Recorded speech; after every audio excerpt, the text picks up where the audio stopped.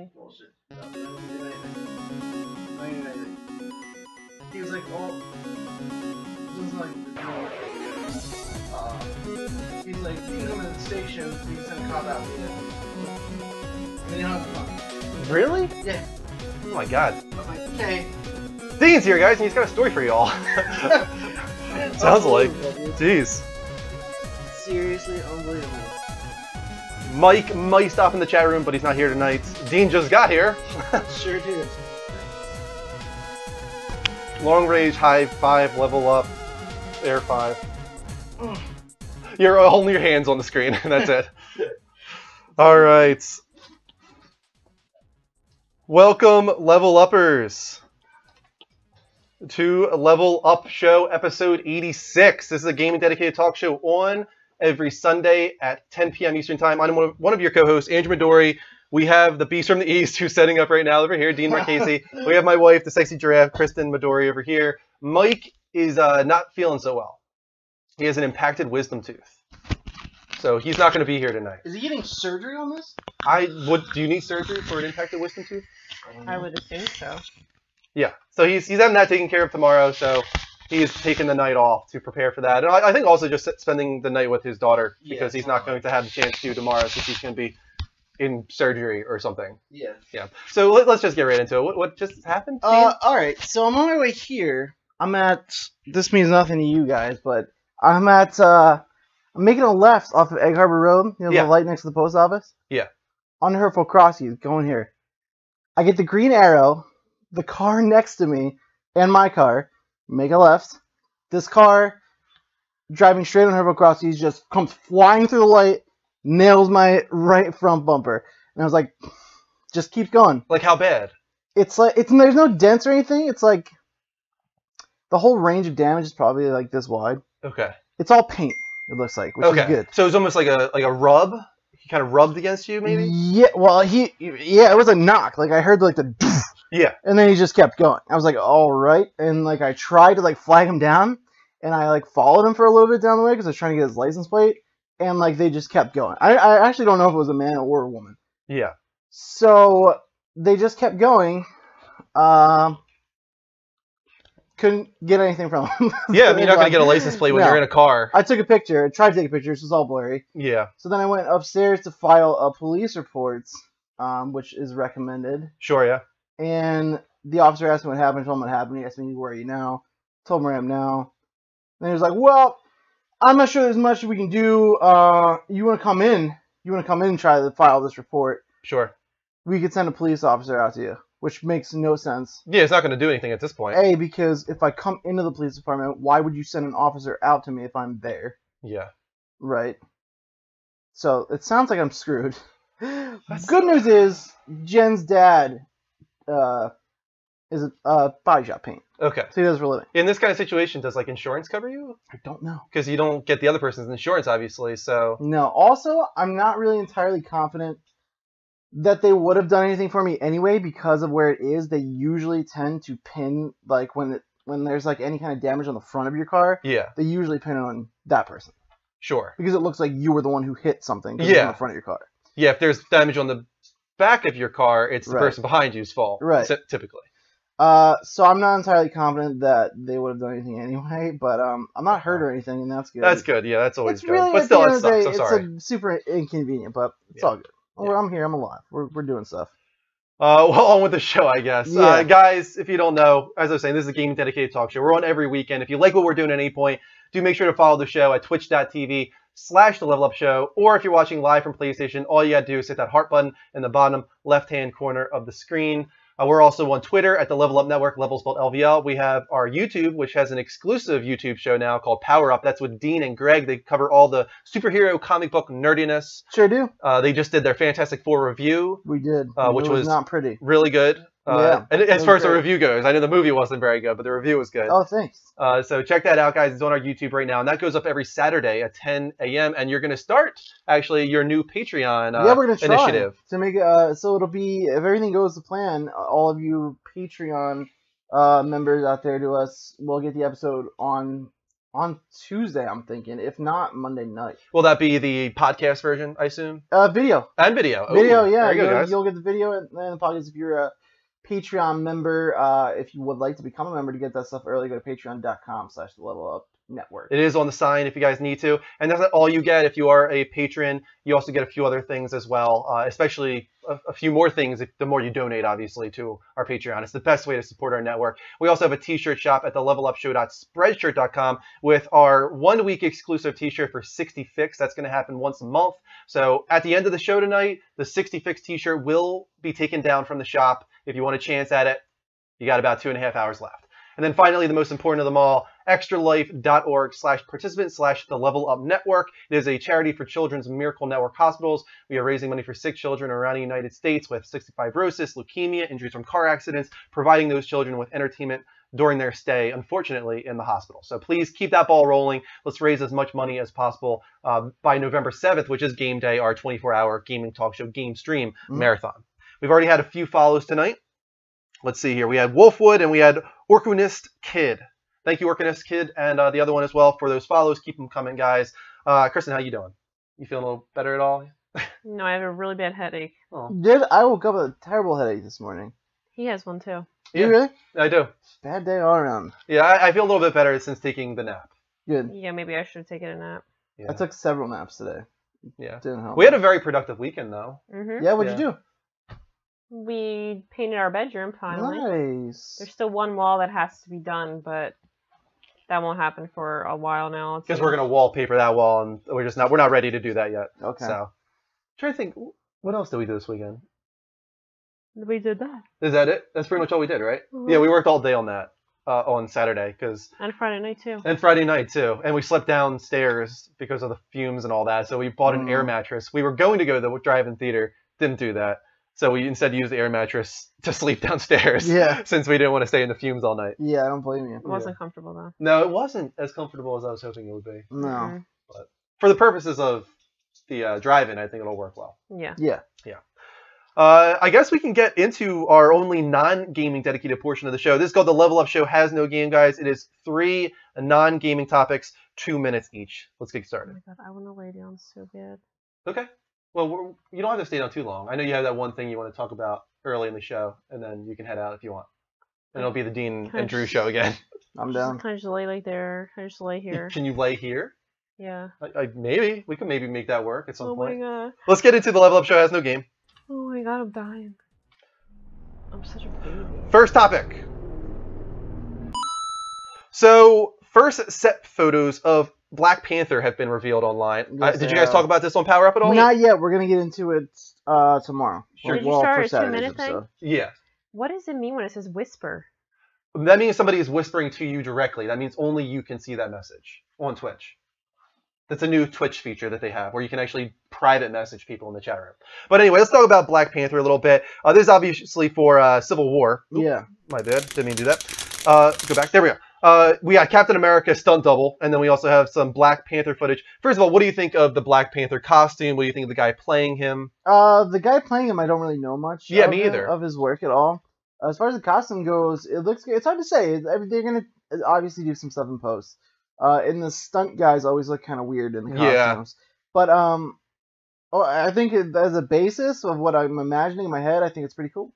Yeah, I agree. I mean, there you go. You got a crane shot there. Mhm. I don't really know too much about Black Panther. So what is he, like Spider-Man? Does he crawl on walls? What? No. Not. I mean, he might be able to. As far as honestly, I don't really know all that much about Black Panther myself. Yeah. As far as I know he's got some kind of like not superpower, but he's got some kind of ability from his suit. The claws can do some kind of like supernatural thing. It's Okay. not just like about being able to. It's not like Captain America. You know what I mean? Sure. I I don't think he's I going to don't know be much, though. too much in Civil War. They're kind of just introducing his character, I assume, and Yeah. kind of like Spider-Man too. They're introducing Spider-Man in Yeah. Civil War, and then we'll get their standalone movies Mhm. later on. I feel like Black Panther is kind of surprising though, because as you were saying, he's not the most well-known of the Marvel superheroes. It's a weird thing. Yeah. They're making it seem like everyone's been like, we know you guys have been asking for Black Panther, but like, have we? Is that Has just because anybody? you think? I mean, I don't want to get into touchy territory, but do we need like a black superhero? You know? I think it's cool that they're trying to get more of them, but yeah. I haven't really heard too many clamoring for Black Panther. True. Next topic. So Power Rangers movie details have surfaced online. Have you seen any of this at all? I briefly glossed over some kind of headline. But... This is not the movie, of course. This was that, I can't remember the guy who directed it. It's like Ari Khan or something like that. Remember that 15 minutes out of nowhere Power Rangers craziness that popped up online? But from what we're hearing with this one, it is kind of going in a more mature territory from the details I was reading. They did talk about Rita Repulsa, or whatever her name is, trying to track down Gold to try and bring back that one villainous character called Goldar. Yeah, do you remember him? I remember Goldar well. Yeah. Yeah. But the way I remember him is the most corny looking... He talked very special. Winged blue face creature. He had like weird furry dongles. Yes, and he always was like a screw-up. Yeah. Right? Like, that's what I feel like I remember. So they're going to have to change up something here with him. Yeah, so they're talking about this for the main, like the new reboot movie? The reboot of the movies. I'm sure or the they'll series, probably yeah. do something cool, like to modernize it somewhat. And Rita Repulsa is going to be in this too? Yeah, I think so, yeah. This sounds amazing. I mean, these are all rumors right now, of course. But they're talking about all the characters that'll be in it. They have Kimberly, they have Jason, but they did not mention at all Tommy. Which is kind of surprising. I wonder if maybe they know that Tommy is this, clamored for hero in the Power Rangers, and maybe they're going to save him for the sequel. It's like, now we're going to make people wait for this. Do you think they're going to get, what's his name? Jason David Frank? Yeah. I don't know. Because he's all about it. Yeah, I mean, he would be down for it. I think he'll do it. Like, for instance, with this one here, this kind of R-rated Power Rangers, they went to him and asked him to be in it. He said no because he envisions Power Rangers to be this... a little more family-friendly. Yeah, family-friendly thing. And that's no problem. Supposedly, he's a real kind of lighthearted, nice guy. So it makes sense that he didn't want to be in this gory take on... Not just gory. I mean, this one had drugs and weird stuff. Sex, drugs, all different. Yeah, it got weird. So I'm excited, actually. I would like to see a cool Power Rangers. I'm intrigued, yeah, for sure. And then last up, we have 2 television reboots in the works. Let's see if Kristen has watched any of these. Did you ever watch Xena, Warrior Princess? No. Or Fresh Prince of Bel-Air? Occasionally. Xena, Warrior Princess, let's start with that, I guess. Okay. Lucy Lawless was Xena. Supposedly NBC is in negotiations right now to reboot this show. I have no idea why. Yeah. Where do you go with Xena, Warrior Princess? I don't know. I feel like it's such a product of that time. Yeah. That it needs to just be left there, probably. I know I was listening to a few other podcasts. Kind of funny, actually, was talking about it. The girls took over the show this week, and they were talking about this. And they were talking about who they would want to play Xena. Do you have any feeling on that before I say who they were talking about? Not particularly. They were saying the UFC fighter, the one that most recently won. Ronda Rousey. Ronda Rousey, yeah. A little bit of an odd choice, potentially, because she's not the best actress. No, but she's a bad actress. Yeah, she's a bad actress, right? But I have no idea where that show's going to go. Yeah. But the other one is Fresh Prince of Bel-Air. Will Smith is producing this reboot of the show for TV. Again, I feel like a product of the time. Yeah, I totally agree. A lot of people are worried he's going to just kind of shoehorn his children into this. Right? Because he does that with everything? I don't know if he is, because of all the kind of public backlash against particularly his son. Yeah. With all the Twitter stuff. He's maybe like smarter than that, being like, I'm not trying to put this kid in the way. Do you mean backlash as in like people get on him for nepotism? People were just like, no. Like people would tear his son apart. Yeah, I see that. Twitter and stuff, and like, I wouldn't. Did his son do anything on Twitter that deserves that? Yeah, you haven't gotten. I'm not gonna get on. Okay, we're not gonna get into that. Topic for another day. He's just. I don't know if he still is, but there was a real thing for like a good stretch of time where he was just like off the hinge on Twitter, just like hanging out with Justin Bieber, causing trash. Dumbest shit you've ever heard in your life. This kid was tweeting, and people came at him hard about it. I'm so excited to see both of these if they actually come out. Yeah. All right, that was the Level Up Show Has No Game, our official non-gaming portion of the show. Kristen, we have 114 people in the room. Thank you for coming in, guys. 115 people actually now. Thank you so much for joining us. This is the Level Up Show, episode 86, a gaming dedicated talk show on every Sunday at 10 p.m. Eastern Time. No, not Lucy Lawless, actually. She was in Parks and Rec, actually, as well, later on. She was Ron Swanson's love interest, that's all I'll say. I don't want to spoil too much. But I just looked that up, actually, recently, because I was like, is that the same person? And it was. Yeah. She aged well, actually, I did. have to say. Yeah. As I was saying, we had 115 people in the room. Don't forget to keep following the show, guys. Hit that heart button live from PlayStation or follow us at twitch.tv/levelupshow like these people did. Thank you to Banali13, A Golden Dragon, Wolfwood, and Orcanist Kiz. Benally, you followed on the Level Up Network. Don't forget to also follow us on twitch.tv/The Level Up Show. That is our more active stream on PS4, although the PC side is better quality audio and video. Prince should play Fresh Prince. I feel like Prince is maybe a little old for that now. Yeah, a little bit. And also just not that type of actor, if Right. at all. Yeah. Was he ever in anything, Prince? Purple Rain. Purple Rain, yes. He was in Purple Rain. And he did all the music for Batman. Pretty much. Remember? Did he really? Tim Burton's Batman? Nuh-uh. Yeah, don't you remember I that? thought it was Danny Elfman. Well, no, Danny Elfman did the score. Don't get me Yeah. wrong. The soundtrack, the music in the movie. Oh, no, I never heard that. A whole bunch of it was actually Prince. Remember the scene Very where interesting. Joker is going around painting on all the stuff in the museum? That was Prince. Yes, exactly. Yeah, I and then the remember that. end scene where they're doing the parade and he's poisoning everybody. Yep. That's Prince playing there. Oh, okay, yeah. Prince had a Good big call. part in Batman. No, you know, Prince doesn't get enough. I'm not trying to go on a tangent on Prince right now, but Yeah. Prince doesn't get enough respect for his. I don't He's get no actually respect. an awesome guitar player. Oh, well, Like he I think shreds, dude. really, you don't think people acknowledge that he's an amazing guitar player? I think older people. I think Yeah. people now, as a younger generation, he's kind of a joke. But like, he's a good musician. Yeah, I mean, I've always kind of considered him maybe not this far, but in the echelons of Jimi I Hendrix. bought this because of you, by the way. How good is it? First time I ever had it. It's amazing. What? First time ever Mountain Dew Code Red. It's amazing. It's Oh my amazing. god! Wow. Yeah, I wanted to get a coffee. I was gonna get a coffee or like an energy drink, and I was like, Yeah. I'm gonna try this, and it's great. It is amazing. I love Mountain Dew Code Red. It's my favorite. It's gamer fuel. It really is the best thing if you want to like stay up late at night playing games. I feel like that is the best thing for it. All right, we got another follow from Oblivion601. Keep those coming. We got 130 people in the room. I want us to get to 200 people tonight. We're getting towards the end of summer. I feel like we can get to 200 people now. So share the show, guys. Share the show on Twitch, Twitter, and Facebook. Let's see if we can get to that 200 people in the room. Okay, what's up next? Let's see. What you been playing? Tomb Raider. Oh yeah, that was your stream on Wednesday night. How you feel about it? Yeah, I like it a lot. You know, I was like, I was into it. I like the gameplay, this whole everything. I like the scenery, the setting, the whole atmosphere. The camera shaking is a little annoying. Shaky I feel cam, like it's always happening. That's a little annoying. Kind of like Michael Bay directed this movie or something? Yeah. Or this game? Today, I don't know, are we okay to spoil Tomb Raider by now? I think so. Let's give it 5 seconds. Spoiler alert, guys, for Tomb Raider. Thank you for the follow from Minor. Shabakakataka. Minor spoilers. Not Yeah. really, it's just spoiling. You're still early in the game, so. Somewhat. I don't really know if I don't know where I am in the game. Okay, it's a I'm gonna let good you tell 15, me. 20 hours, I would think, so. Okay. So I had escaped this like weird underground lair. Yep. It's like a crazy cult. Okay, that's early in the game, very early. Okay, yeah. really?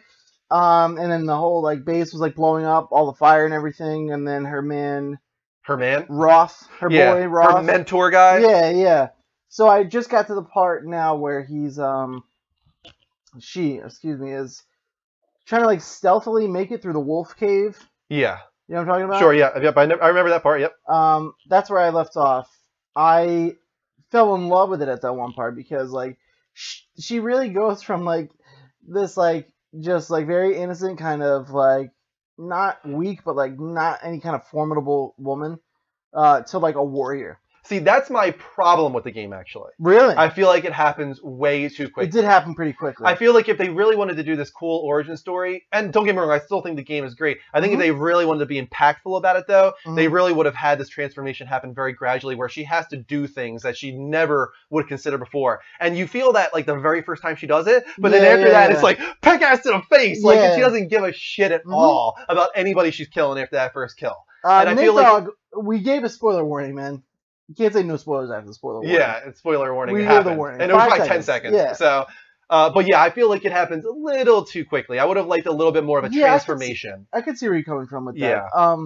I did really enjoy there's the one part where she's like, I don't know, it's not the game so much as like I got more attached to her as a character because like I wasn't really into any of the Tomb Raider games, the earlier ones at all. I mean, not much either. A few when they were like really long time ago back on original PlayStation. But I never was like regarded her as like, you know, one like a great character that I loved or anything. But like this, I could easily see that changing because of I just love. I don't know. There was the one part where she's like running and like firing, and all the enemies are like screaming, and she's like, "That's right, you sons of bitch!" I was like, Yeah. "All right, she's pretty." By cool. the end of the game, like this isn't a spoiler, she's just like, "Come at me, mother!" She's nuts. I like She's it, just dude. blowing people away with shotguns. Like she's complete like mass murderer Nathan Yeah. Drake 2.0. It's pretty awesome. Yeah. What have you been playing? Let's see. What did I play this week? I played some more Fallout. Still having fun with that. Okay. And here's what I'm going to play. I'm tired of seeing League of Legends being #1 on Twitch. All right. And I did not realize that it's free to play. League of Legends? League of Legends is free to either. play. I didn't know that. Are you going to play a League of Legends? I'm going to play League of Legends next week. Way. Because I want to see what this game is all about. Have you ever played any like MOBAs before? Nope, never. Me neither. And I think that could be fun. Like I'm going to put it on the stream. I'm going to be like, first time ever with League of Legends. I want to go from the very beginning with character creation, I would imagine, right? Yeah. And just see what happens. Because I know I'm going to suck at it hardcore. And everybody's going to be like, you're really doing it wrong. interesting. You're doing it wrong. But I think it's going to be a lot of fun. I think you should go for it, dude. I'm very, like, I don't know, I'm just nervous for you, and I'm really intrigued by this. I also got proposal. Dota 2, because that's another free-to-play one. But I'm going to start with League of Legends. You got them both? You downloaded I them? downloaded them both. They're ready to go. Wow. Impressive. I'm excited to see what these games are all about, because literally, if you ever check games on Twitch, #1 will be League of Legends with like 350,000 viewers. And then the game after that has like 50,000. Like there's that big of a gap between League of Legends and the next most watched game on Twitch. Yeah. It's like, why does this game get so many people watching it? I don't understand it, but I'm going to find out. It's So very I'm excited competitive, I know that maybe that has something to do with it. The only MOBA I ever tried to play was Infinity Crisis. It's a DC MOBA, DC Universe. It's relatively new. I got into the beta. I was like, sweet, Batman, this and that, all this cool stuff. Sure, I'm going to get into it. I downloaded it. I was like, don't have any idea what I'm doing. Never went back to it. That's going to be me. So this somebody is very said try interesting. Heroes of the Storm. Is that also free to play? Because I was looking for that one on Steam. I did not find it because I had that recommendation on my last Fallout stream. So I'll look it up. Yeah. All right. Yeah, that's what we've been playing this week. Not too much, and Mike's not here, unfortunately, to talk about what he was playing. But I did want to really quickly go through the D23 Expo news. Okay.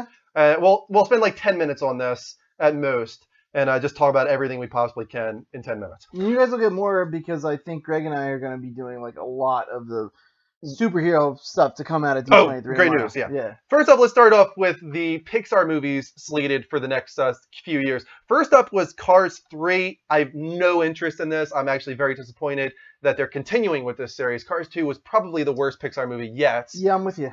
So I don't understand why we're continuing with going with Cars, except for the merchandising. You know why kids, like not kids even, like really small, like almost infants. I have a, I'm just going to call him a nephew to save a story, but a nephew who's like just turned 2.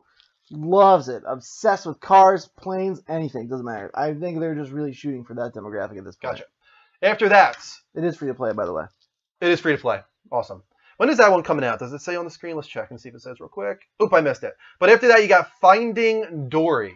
Obviously, the sequel to Finding Nemo, and we have a few story details about this one. Supposedly, it's not about so much finding Dory as much as Dory is finding her family, is what I was reading. Okay. She has, you know how she has short-term memory loss in Finding Nemo? Mm-hmm. She has a dream one day where she sees her parents and realizes that she actually has a family.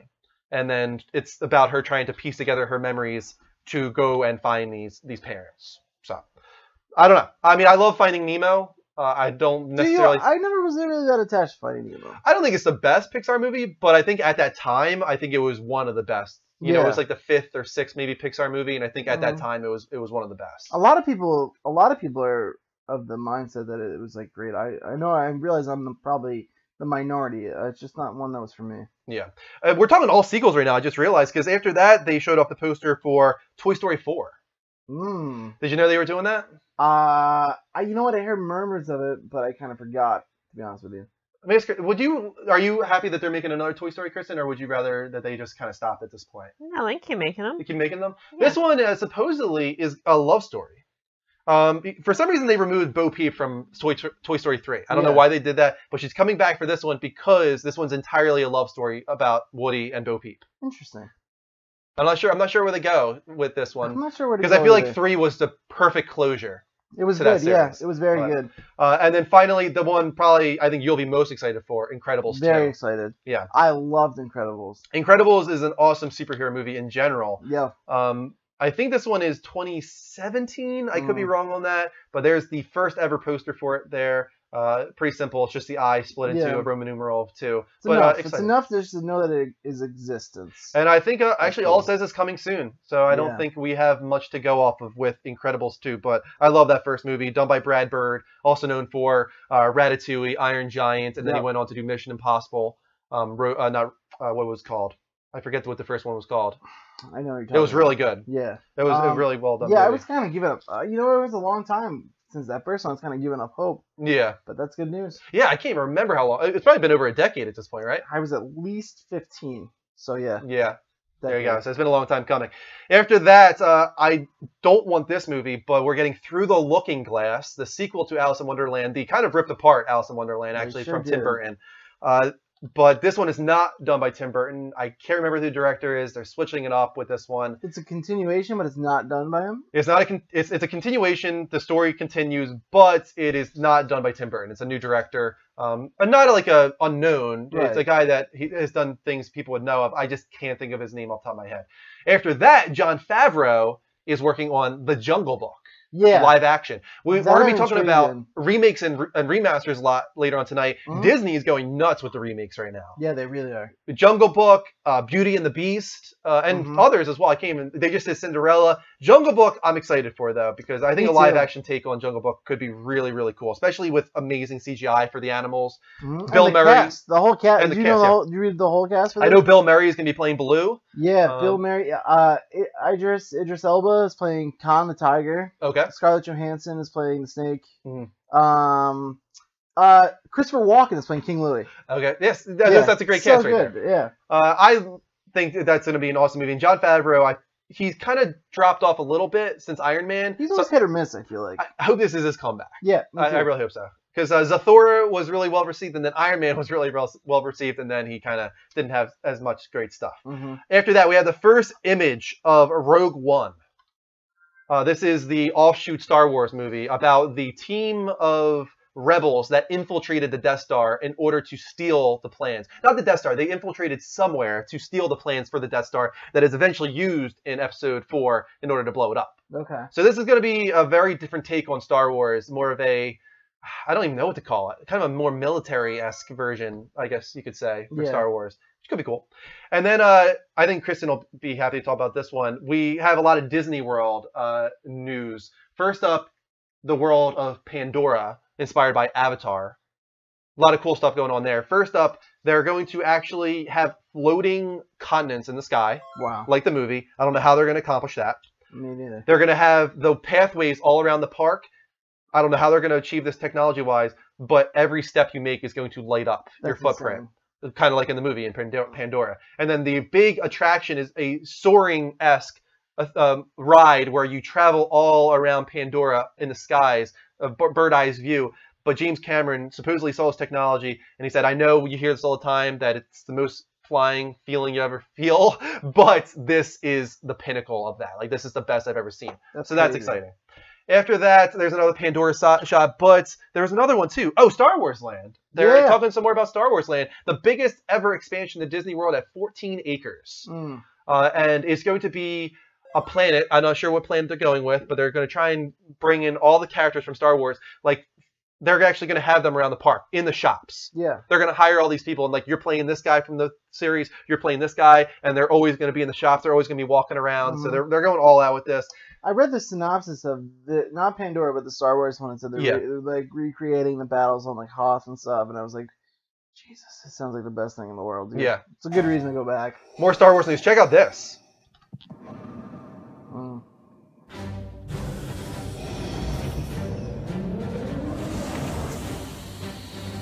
Lord Vader, rise.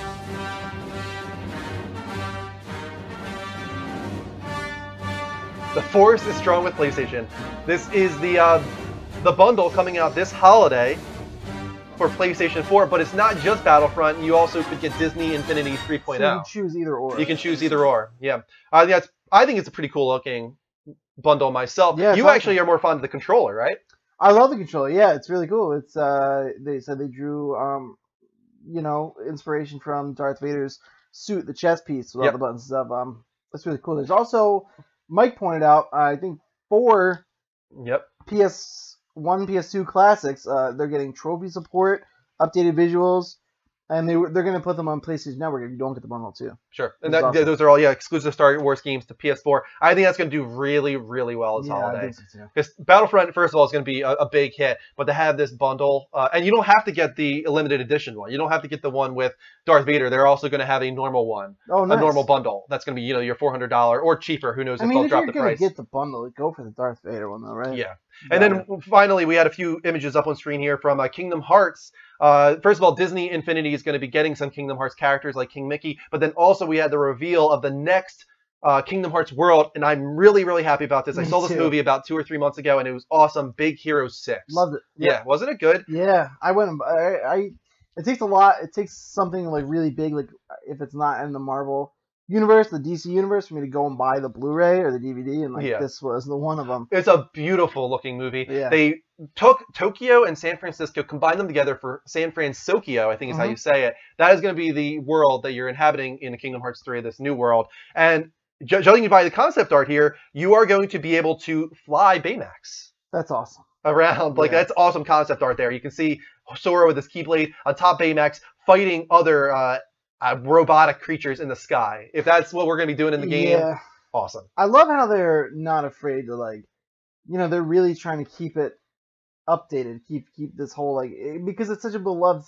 I haven't played them yet, as everybody knows, but, everybody loves Kingdom Hearts. Yeah. So, it would be understandable for them to, want to stick within this certain, classic Disney worlds, but, no, they're going for it, dude. Yeah. They're getting out there.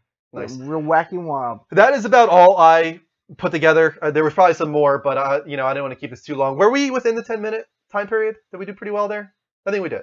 Felt right. It felt about right, yeah. So that was the D23 Expo footage and news. I thought we might get a new Kingdom Hearts trailer. I didn't see one. If it does come out, in the near future, we'll talk about that later on, but I hadn't seen anything released. Okay, let's go to a quick commercial break, and then we'll come back with a surprise Kristen's Corner. We'll be back in 60 seconds, guys. Hold on tight. I don't have the Twitch app on my phone. And You don't need the Twitch app. How can I play it then? How can I show Okay, it? why don't you just text it to me? I'll put it up. I emailed to you, but it said I couldn't attach a file bigger than something. So I don't know if it worked. I got it. I think. Maybe not. Doesn't look like it's attached. Can you text it to me?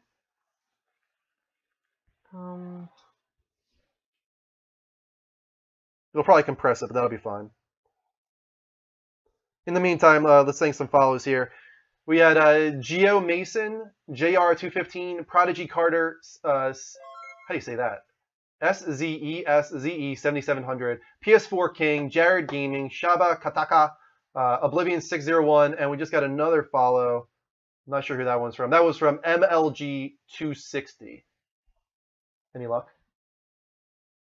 Oh god, it's probably not going to send, is it? Because now I don't have service. If not, I'll just have to sign into the PlayStation app on your phone.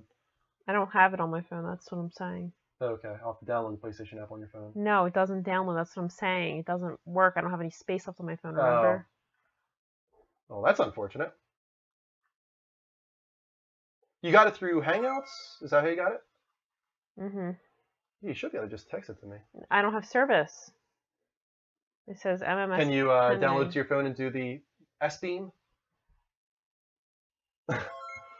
More follows coming in. Thanks for the follows, guys. We'll be back in a few minutes here. Couple of Skittles. Thank you for the follow. Keep them coming, guys. Hit that heart button live from PlayStation. Man from Uncle is awesome. Go see it, says Justin. That looked pretty good. I actually heard that was bad. I was curious to read that right now. Guy Ritchie directed it. I thought it looked cool. Maybe I have to turn on my S-Beam too. Yeah, I thought it looked cool too. I probably had to turn on mine too. There you go. More follows. A lot of follows coming in. Mortal Kombat. Thank you for the follow. Did it work? I don't know.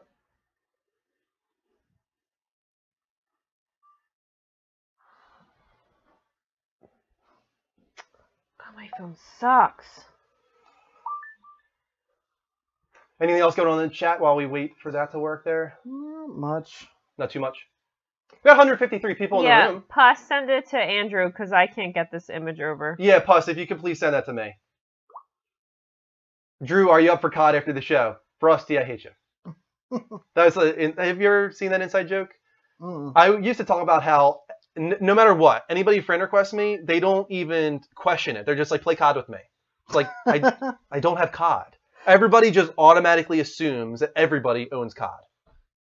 That's just the way it works. It's not that crazy of an assumption. No, it's not, right? Considering it sold like 30 plus million units, right? Yeah.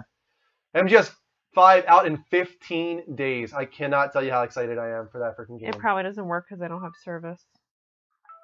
Well, it looks like I probably just got it from Pus, so. Oh, now it works. Alright, it seems like it's coming through. Nice, there we go. Alright. One more second, guys. We'll be back in 30 seconds. I'm just loading up this image. God, this phone is the worst. I can't even download anything on it. You need to remove some stuff. I removed practically everything. There's just no space. I'll have to look at it. No, I'm getting rid of it soon, so don't even worry That's about true. it. You are getting rid of it, so. I already downloaded, or got rid of everything already. All right. Well, I think we're back. Welcome back, Level Uppers, to the Level Up Show, episode 86. This is a gaming dedicated talk show on every Sunday at 10 p.m. Eastern Time. We talk all the biggest gaming industry news. We take calls. We'll be doing that in just a moment. But first, quick Kristen's Corner here. She was sent this image. I hope it comes up. I hope it comes up, too. I'm going to try and put it up for you guys up in the corner. Mr. Rager, a.k.a. Tyler Elkins, made this for Kristen. And it is really, really But amusing. no, it was inspired by Pus. Pus told him what to do. All right, so it's not going to be the biggest image for you guys to see, but I hope you guys can see it okay.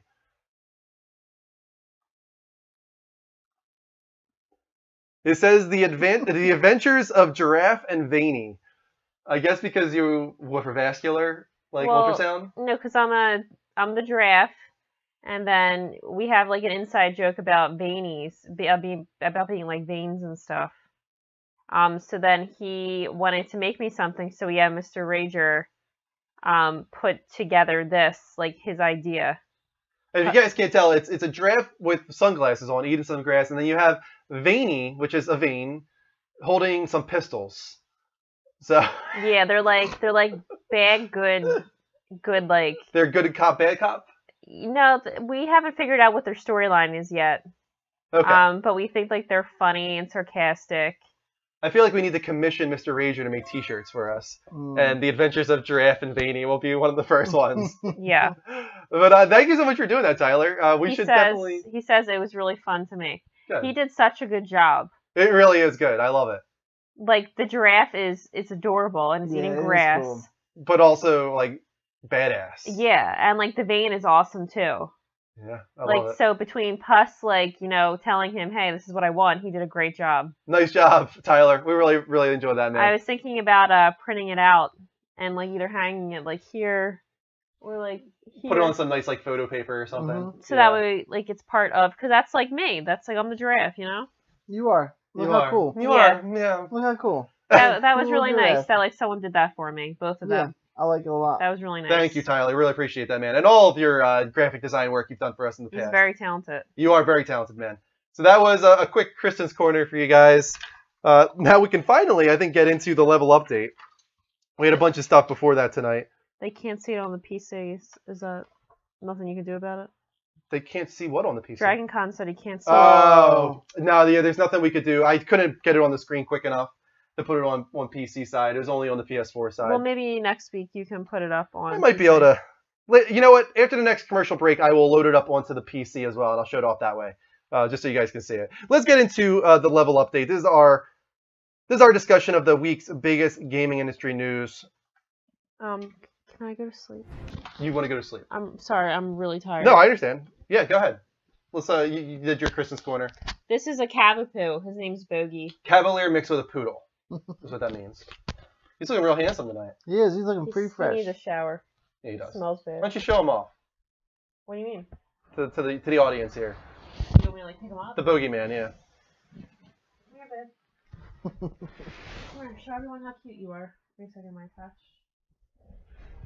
Moofy, even if you're on PC, that doesn't mean you're watching our PC stream. You're just watching the PS4 stream on PC. Right. There is a higher quality PC stream at twitch.tv/the Level Up Network. I don't have a good angle on. There he is. Here's my good boy. It's a handsome dog.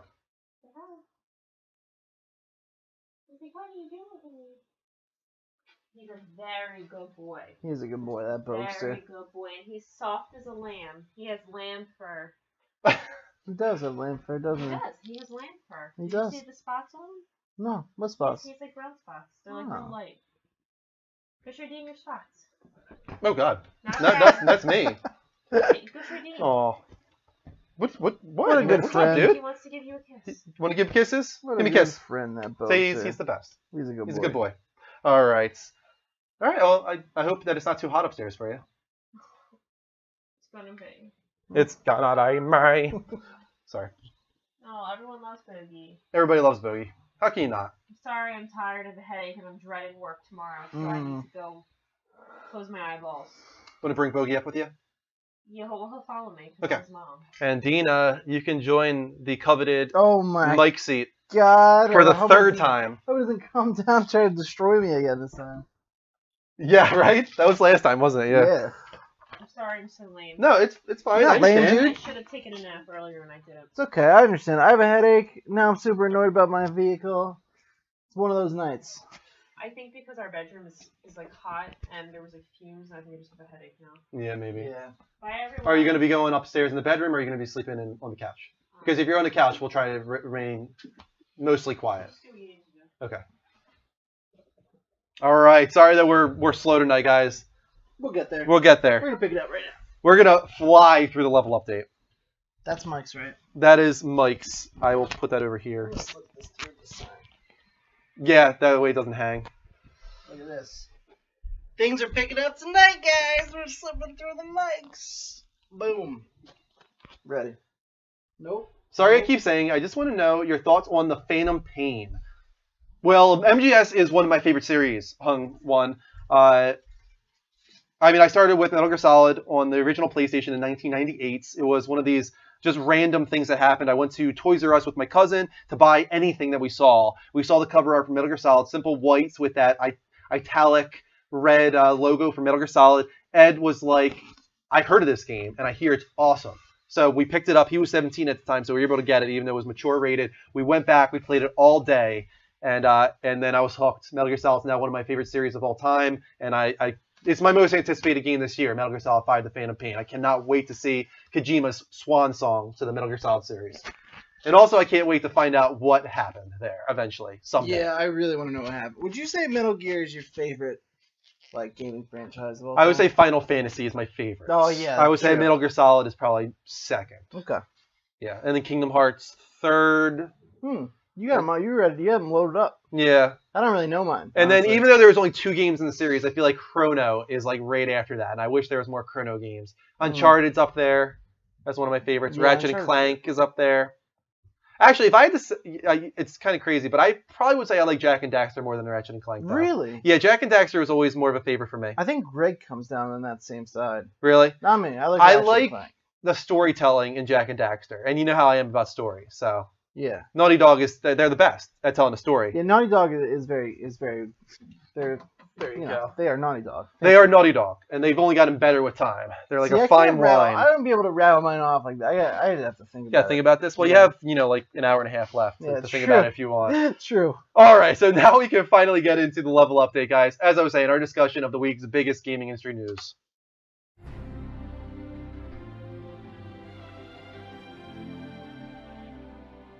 I forgot to type up information on these first stories.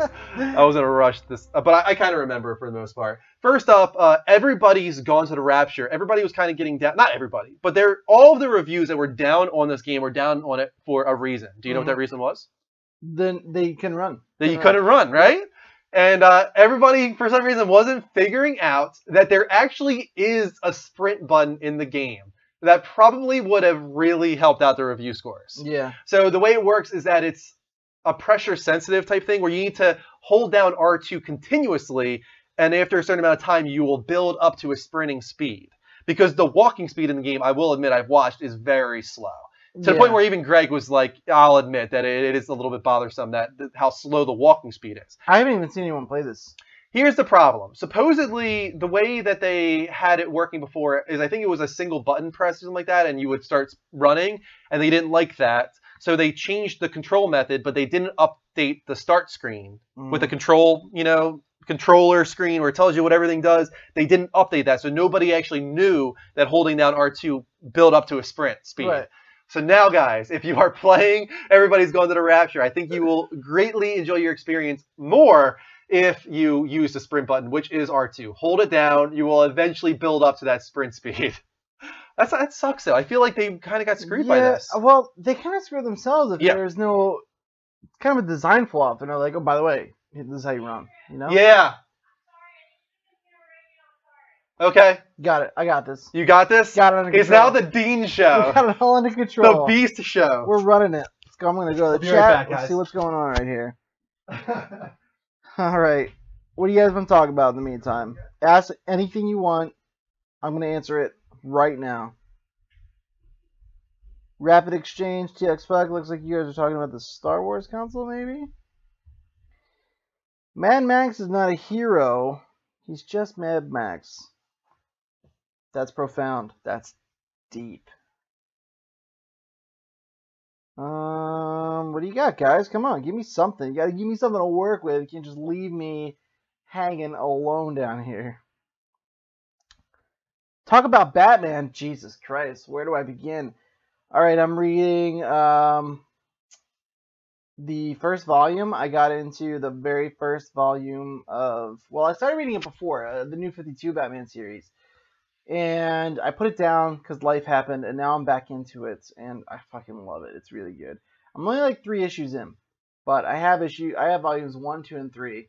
Have them going, and then I'm got the rest of them. I think it goes up to 7 right now. They're all queued up on my Amazon wishlist, so I'm making my way through that. Rick wants to know, Dean, why are you so beautiful? That's really sweet of you, Rick. I'm not. I'm big and hairy, but thank you. Ramaman has platinumed Rocket League. Yeah, same here. Frost says I'm senpai. What's senpai mean? Ooh, we only need 2 more follows until our follow goal. Senpai is like a very popular anime, like in Persona, for instance, the main character, everybody calls him senpai, and it's kind of like a, I guess a flirtatious. To me, it feels like a flirtatious way of calling a boy. It's like, oh, please, senpai, senpai. Oh, okay. Well, that makes this very weird because Jimmy just called me senpai. Oh, okay, that's got weird. Maybe I'm wrong. I don't know. That's just the way I've always heard it used. It's like a very kind of flirtatious girl calling. Yeah. A guy senpai. But I could be wrong Mr. about that. Bonus Hot says, I hate Batman. Well, we hate you. I'm not even gonna fucking talk to you. Don't even talk to us anymore. Get out of the room. Nate Dogg, no, I don't play Minecraft. Okay, let's let this video finish. Take a guess why Kristen wanted me. Spider. Yep, bug. Nailed it. Bugs. Always afraid of those bugs. All right. So can you talk about this story without any information? Any story, yeah. What do you got? Where are we at? Well, let's see how you do with this. Number B? Yep, number B.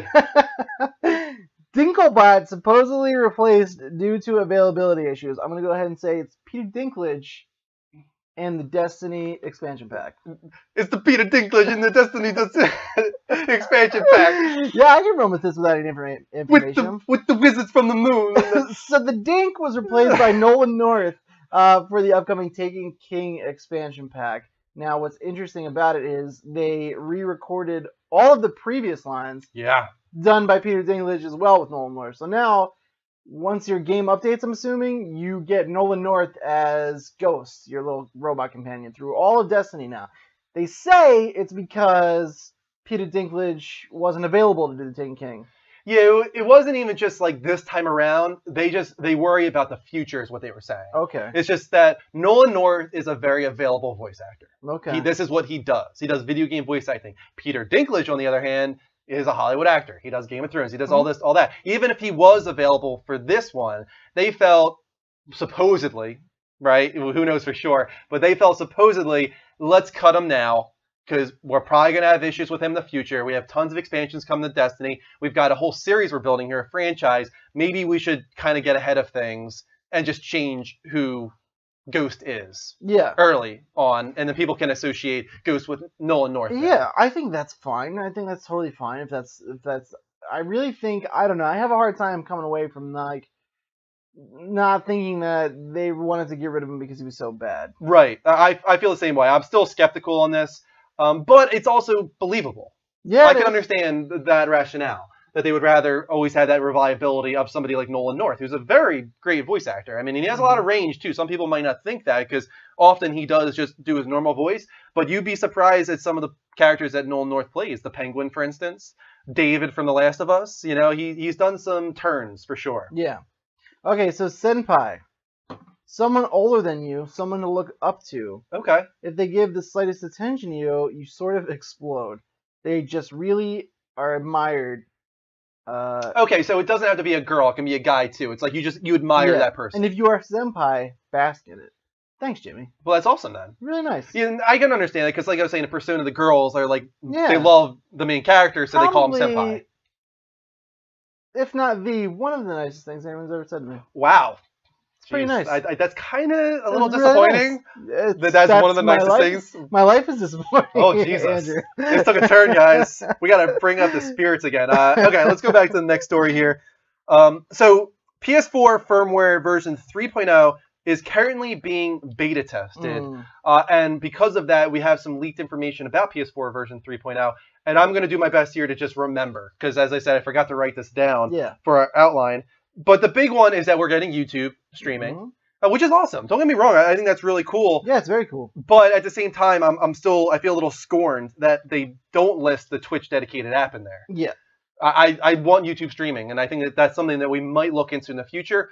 But the best thing for us right now would be that Twitch dedicated app. Yeah, I feel the scorn. I'm with you on that. Yeah, I feel a scorn. All right. Otherwise, a lot of accessibility stuff. Supposedly some organization, but they don't list folders, which is a little worrisome to me. We really want folders. Yeah, bad.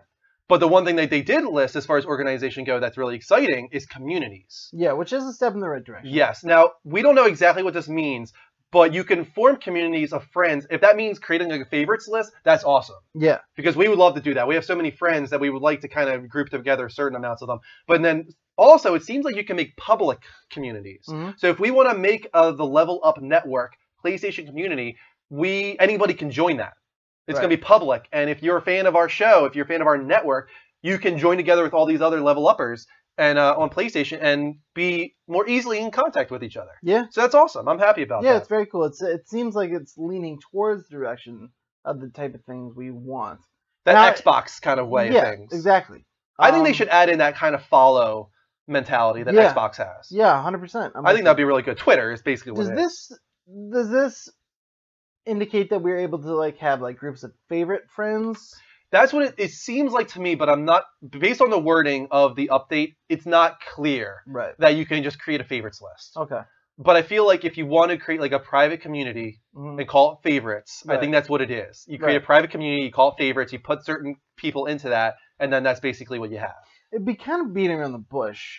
Like, it would be nice if they just had, like, and I feel like even like, just as far as a pure like technical standpoint, like coding it, like just having a favorites tab and just then like add friend. Yes. Should be pretty easy. And then you should have a notification, because a lot of people want online friend notifications, right? This person comes online. They don't have that, which makes no sense to me. Which is weird, because they added that on the Vita and PS3. And even weirder, about a year ago, there was a Killzone Europe commercial or whatever that actually showed a notification saying this person just came online.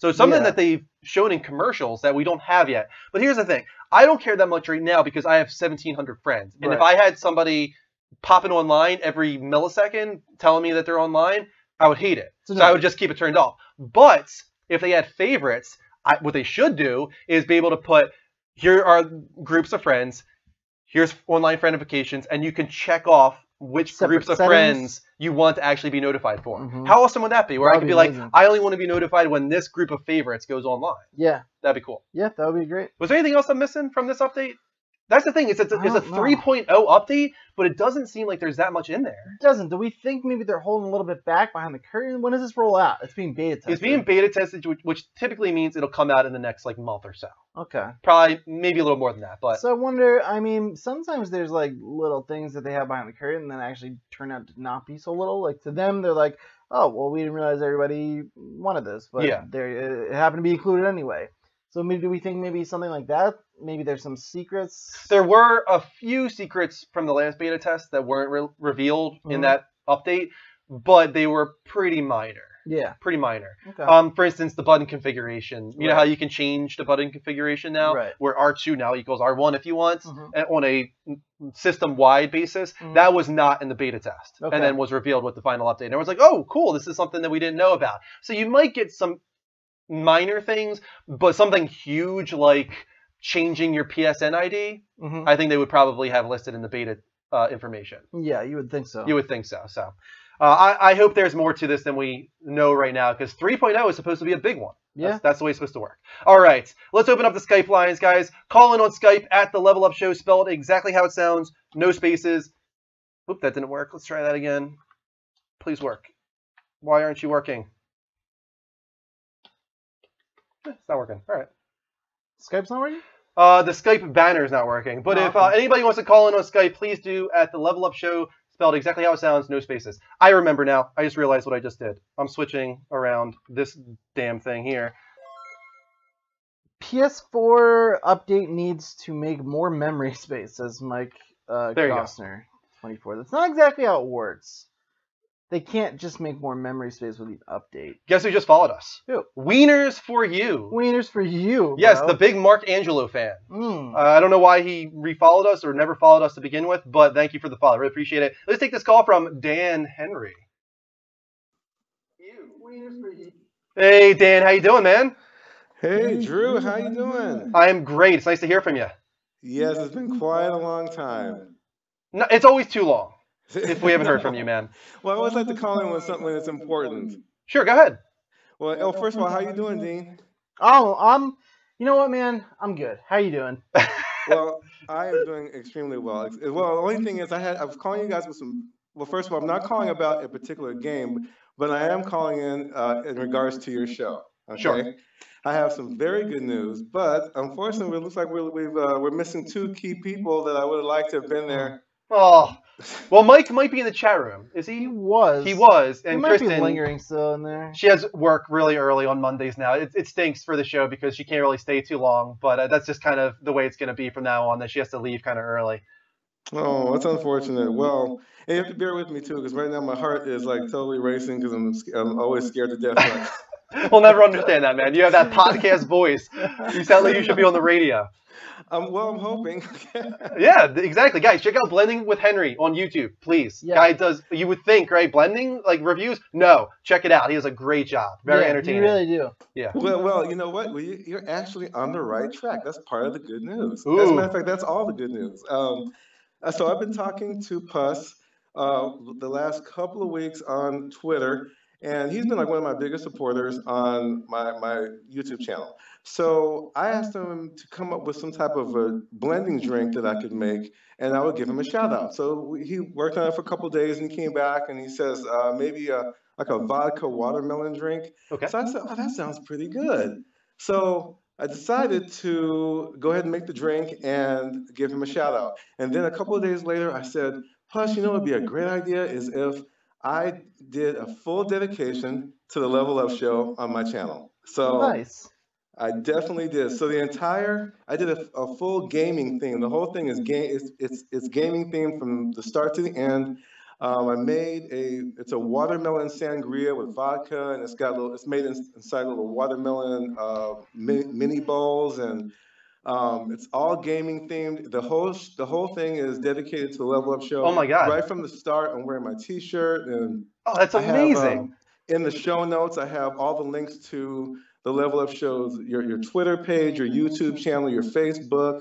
I'm trying to promote you guys. I wanted to give back. You guys have been so gracious to me. Oh, you've been so good to us too, man. Not just with the show, but with Extra Life. We appreciate all your support, and thank you so much for this, because that's even further support, and we want to bring that back to you as well. So if you could find that, Dean, I think you're looking for it right now. We'll definitely post it in the chat room if it hasn't already been posted. But everybody, please, Dan is the nicest guy in the world. He's one of the biggest support systems we've had with the Level Up Network from the very beginning, essentially. So please go to Blending with Henry on YouTube.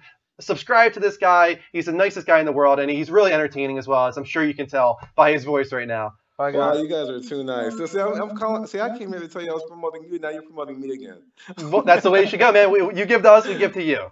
Look at this. He's got our big, beautiful. A link to the actual video of that particular video right in the chat, and I'm also gonna tweet it out to you guys. I purposely did not put it on Twitter because I figured some of the people who are following me would see that. I wanted to keep it as a big surprise to you guys, but you got to watch it from start to end. There's a lot of little surprises in there, and everybody was mentioned. Oh, so man. That's all I have. That's all I can tell you. This is a little hint. I'll definitely tell Kristen if Mike's not in the room. We'll definitely let. Oh, there he is. He's in the room as well. So Mike just found out about it as well. We will definitely watch it. Dude, look at this drink. It looks amazing. Oh my god. Man, Jesus. It looks so good. How do you stay in shape when you drink these kind of drinks? They look so good. Well, Drew, I wish I had your swimmer's body. I don't have that. But Thanks, man. I appreciate that. Dude, look, he's got a whole setup with the amiibos.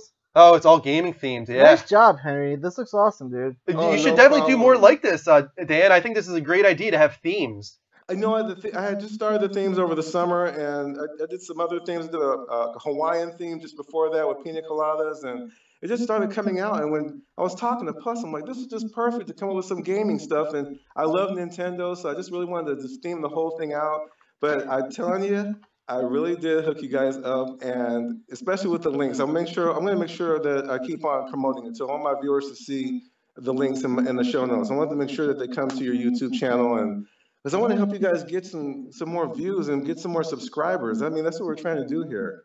We really appreciate that, man. Yeah, YouTube especially now is growing for us. It's actually been doing pretty well in the last month or two. We've been getting about 100 subscribers a month, which is good for us. We're very happy with that. A lot to do, of course, with Dean and Greg's new show called Power Up, a superhero comic book talk show on every Saturday at 10 a.m. if you guys want to check it out. So, yeah, go to youtube.com/The Level Up Show, level spelled LVL. Hit that sub button because we archive everything we do on here, and then we also have that exclusive YouTube content as well. Did you put the vodka and watermelon into the ice cubes? Did you make ice cubes out of them? Is that what I'm seeing? I made the ice cubes first of just plain watermelon juice, and then I put all of it in the blender with the vodka and the triple sec. And I'm gonna have to try and make this for Kristen because Kristen loves the fruity drinks. I'm all about this. Yeah. Well, Dan, thank you so much. We appreciate everything you do for us. Not even just this, but in general over the past year. You've been such a great support for us, and we can't thank you enough.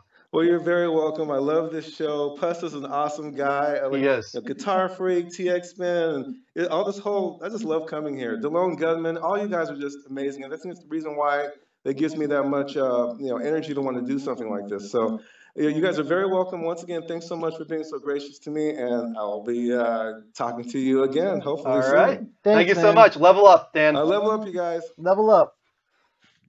He's the nicest guy. He's just the best. He really is the best.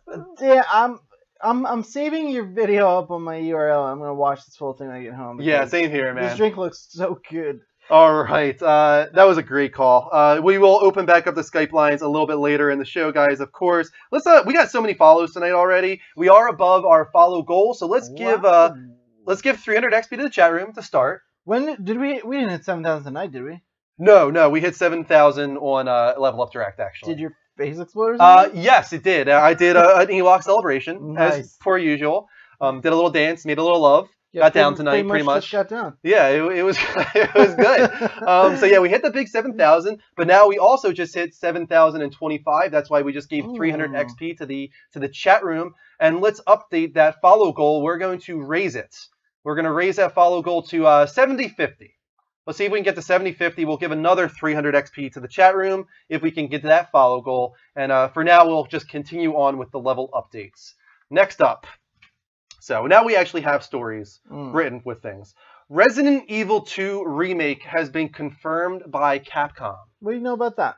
I don't know anything about it. I wish Greg was in the room right now. Basically, all we got out of it is this video from Capcom's R&D Division 1. I'm not sure who this guy is. Looks so awkward. But we don't get any footage at all. It's nothing like that. It's pretty much just the guy saying, we hear what you want. Right. We know that you've been telling us we want a Resident Evil 2 remake in the same vein as that Resident Evil 1 remake. And I think to me that means, and we're going to be talking about remakes a lot later on, that is the topic of the night.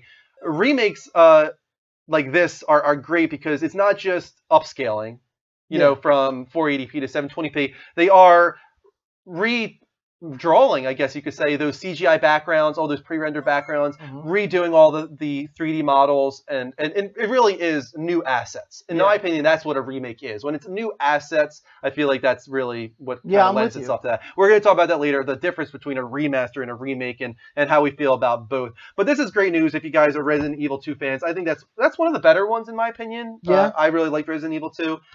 So good news for you guys. You did it. You kept contacting Capcom. Is this confirmation he's saying we hear you? Or yes. Is he saying, like, no, this is confirmation. It is being done. Nice. It is being made.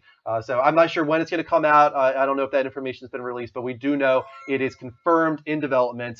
And thank you to Stux for the follow. Keep those follows coming, guys. Hit that heart button live from PlayStation. Let's get to that 7,050 follow goal. All right, Dean, you are up with the next story. Cool beans. Yeah. Dying Light may be too ambitious for PS4 and Xbox One. What? Give me a break. Videogamer.com writes, Techland's ideas for Dying Light 2 may be too ambitious for PS4 and Xbox One. Producer Timon Smektala has revealed. Very nice. Thank you very much. Very nice. Telling Videogamer.com that the studio still needs to determine whether its ideas, quote, are even doable with the tech that the current consoles provide.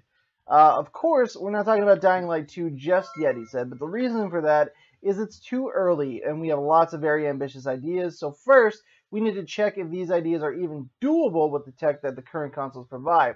We also need to check if our concepts are really as good as we think they are, so we need to prototype things. So there's nothing to talk about, and on the other hand, so that being said, we got nothing. Right. On the other hand, there are lots of things going inside our studio where we test, prototype, and experiment with stuff. But I think right now we have a very clear idea of what we can do with the IP and with the universe Dying Light. So expect good things from us. Okay. I don't even what. Like, why did you say anything then? Here's the thing that's weird about this. I don't believe it. Like, come on. No, you just got to the PS4 and Xbox One, and, Wii U. But PS4, Xbox One, really? What we're seeing right now with Final Fantasy 15, Uncharted, like, you're telling me Dying Lights, you can't get whatever is in your mind right now to work on the system? It must not be a graphical thing. It doesn't even sound like they tried yet. Yeah, right? It's just like, we have this idea, we're pretty sure it's not going to work. Yeah. It's that kid. Well, give it a shot, but don't waste your time. It's so early on in the two consoles, life cycles. Yeah, it's like with Final Fantasy. What? It's like, we haven't tried Airship yet, but we don't think it's going to work. Right. It's like, then don't waste your time. Like The Last of Us. Like, do what you can do. Came at the end of the PS3 generation. Yeah. And that was like just go from the beginning of that generation to The Last of Us. It's the same kind of thing. You usually really don't unlock every piece of full power, potential, you know what I mean? Until towards the end. So how can you be... He pretty much came out and was like, we have nothing to say. Well, we're going to say something. I think he thought that it's like, this is exciting. It's like, they can't accomplish this on PS4 and Xbox One. But it's like, how is that exciting? Because that means we're not going to get it. Right. It's like, why are you telling us this? That's a weird-ass story right there. Next up. PlayStation Plus Vote to Play has begun this week. You can go at it right now, live on PlayStation. Vote, because we have 3 options right now, and I'm very curious what you guys are going to vote for. First up is, I'm pretty sure, Grow Home. Let me see what's on the video here, because I'm going to do it in order. Let's see, which one's first? First up is Grow Home.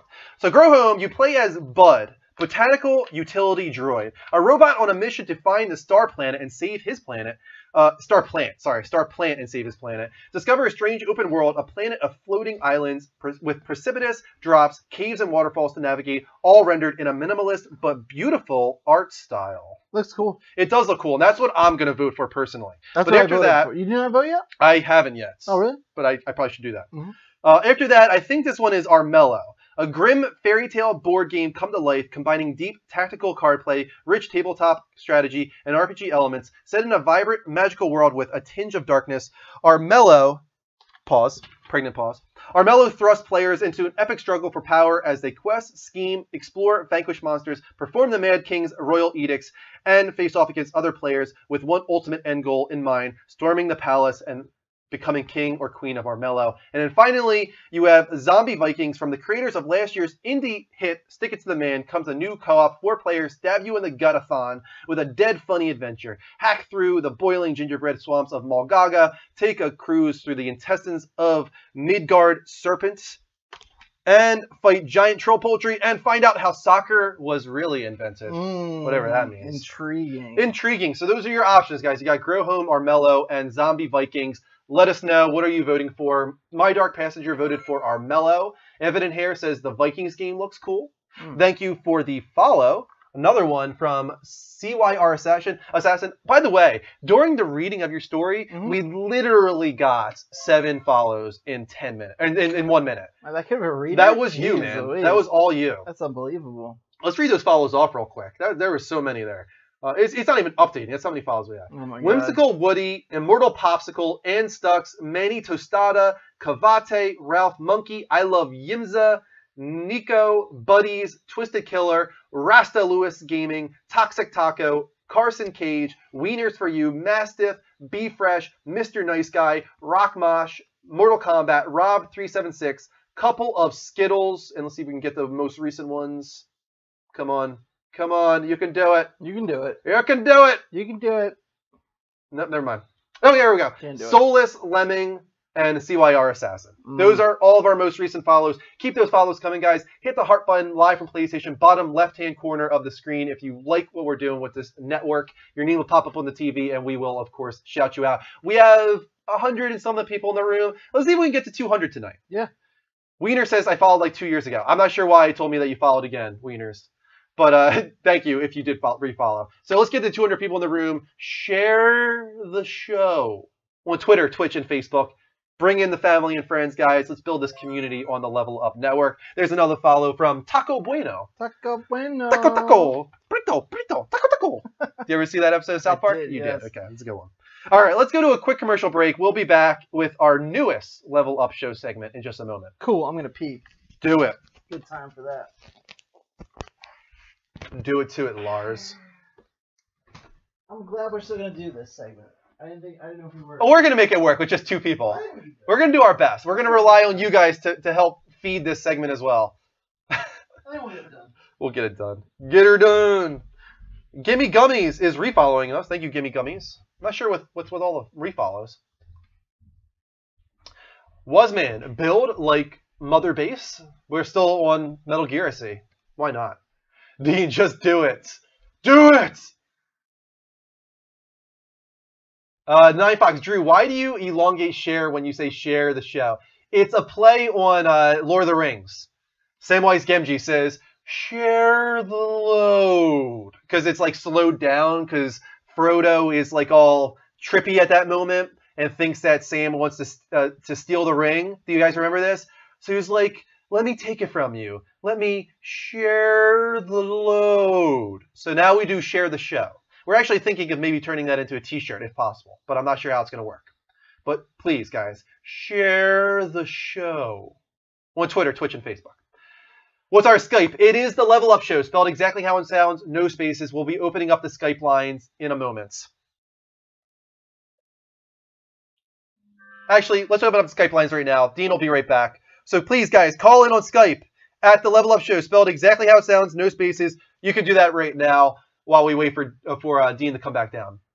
Strife Girl, Drew, are you still playing Ori? I haven't played it this past week because I played Fallout instead, but I will get back to it.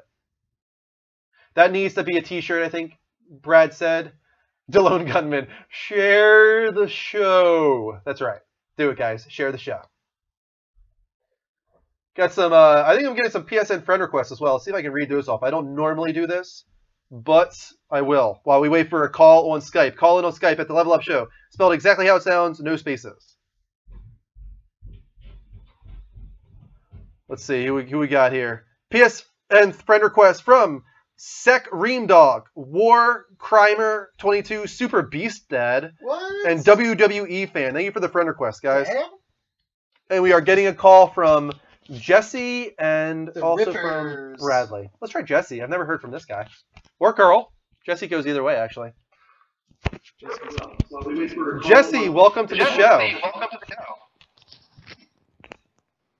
Hello? Hey, Jesse, how you doing, man? Oh, no, it's me, Jimmy. Oh, Jimmy. okay, well, it says Jesse Roses, so It's like a long story, so just like forget about it. so don't tell me it. So just, like, Jimmy, forget about it is nice to hear from you, man. What's going on? Nothing.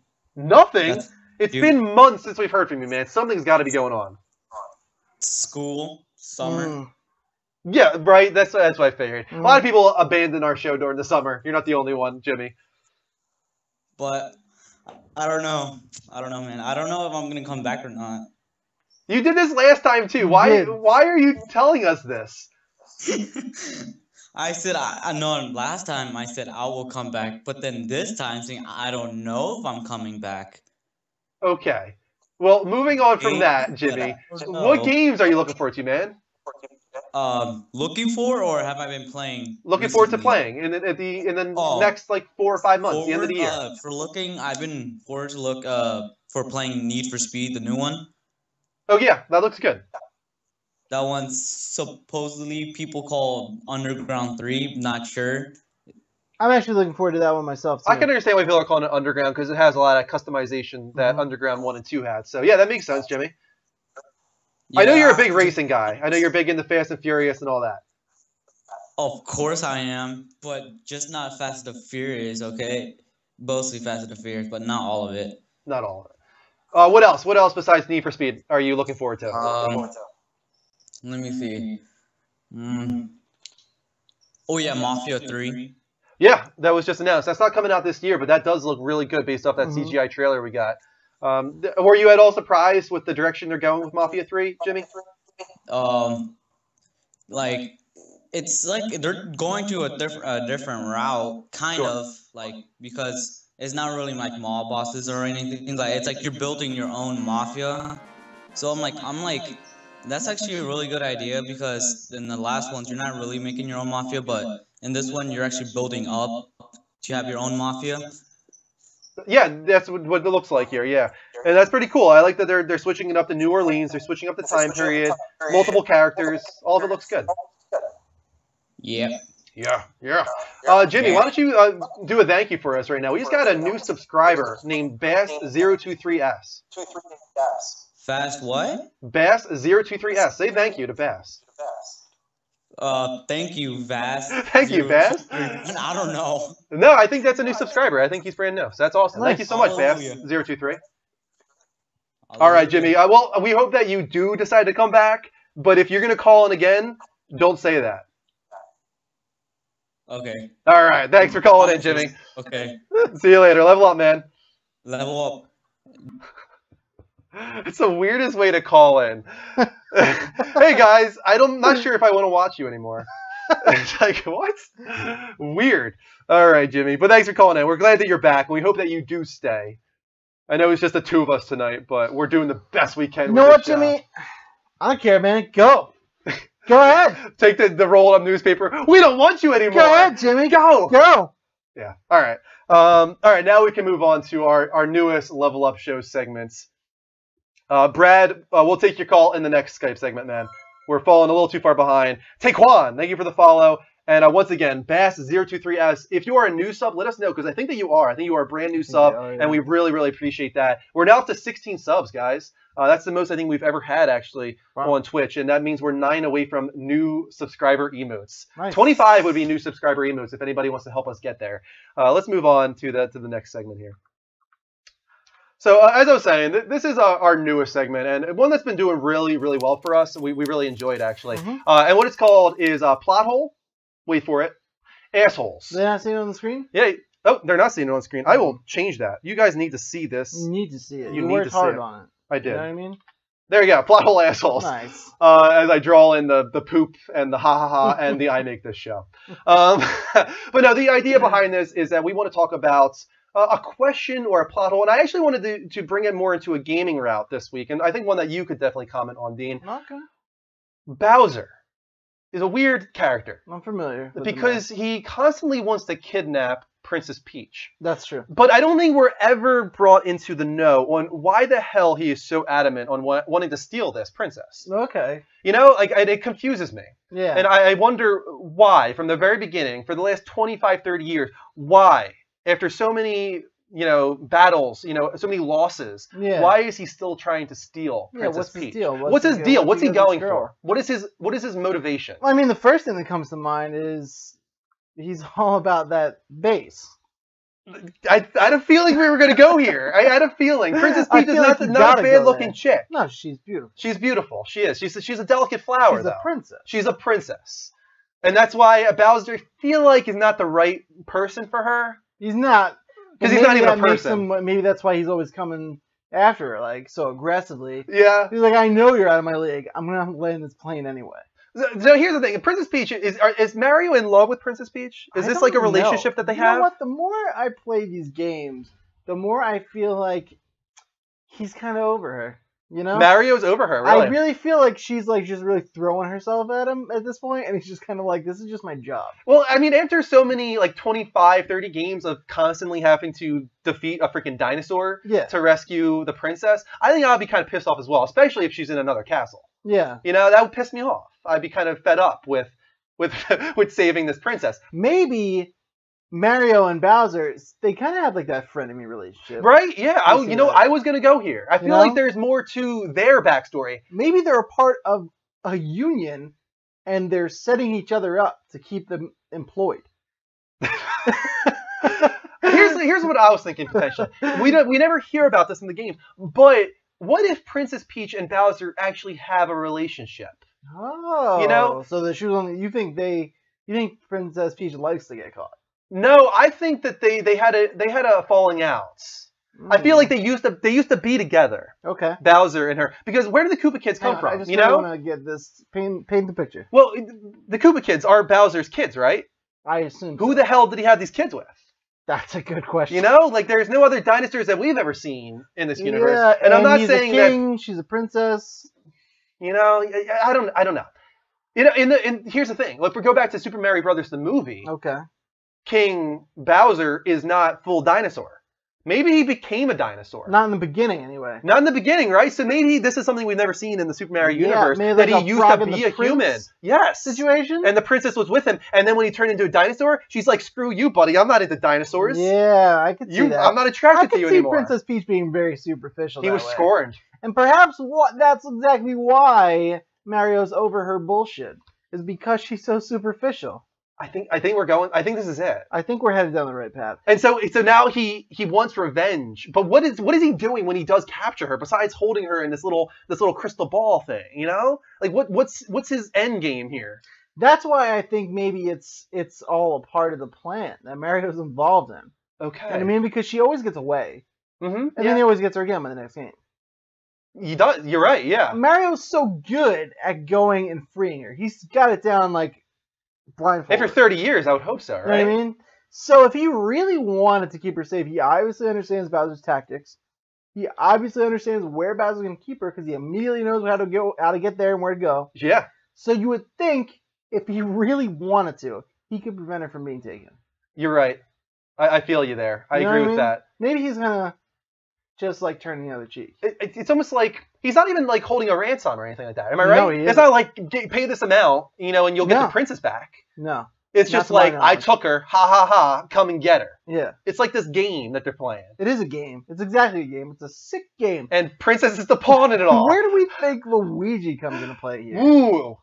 Luigi, How does man. he benefit, really? Is Luigi even really Mario's brother? I mean, they don't look anything alike. You don't think they look alike? Not at all. Really? I think they look a lot alike. He's just got a stretchier face.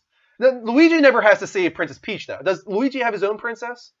I was under the impression that Princess Daisy belonged to Luigi. Right?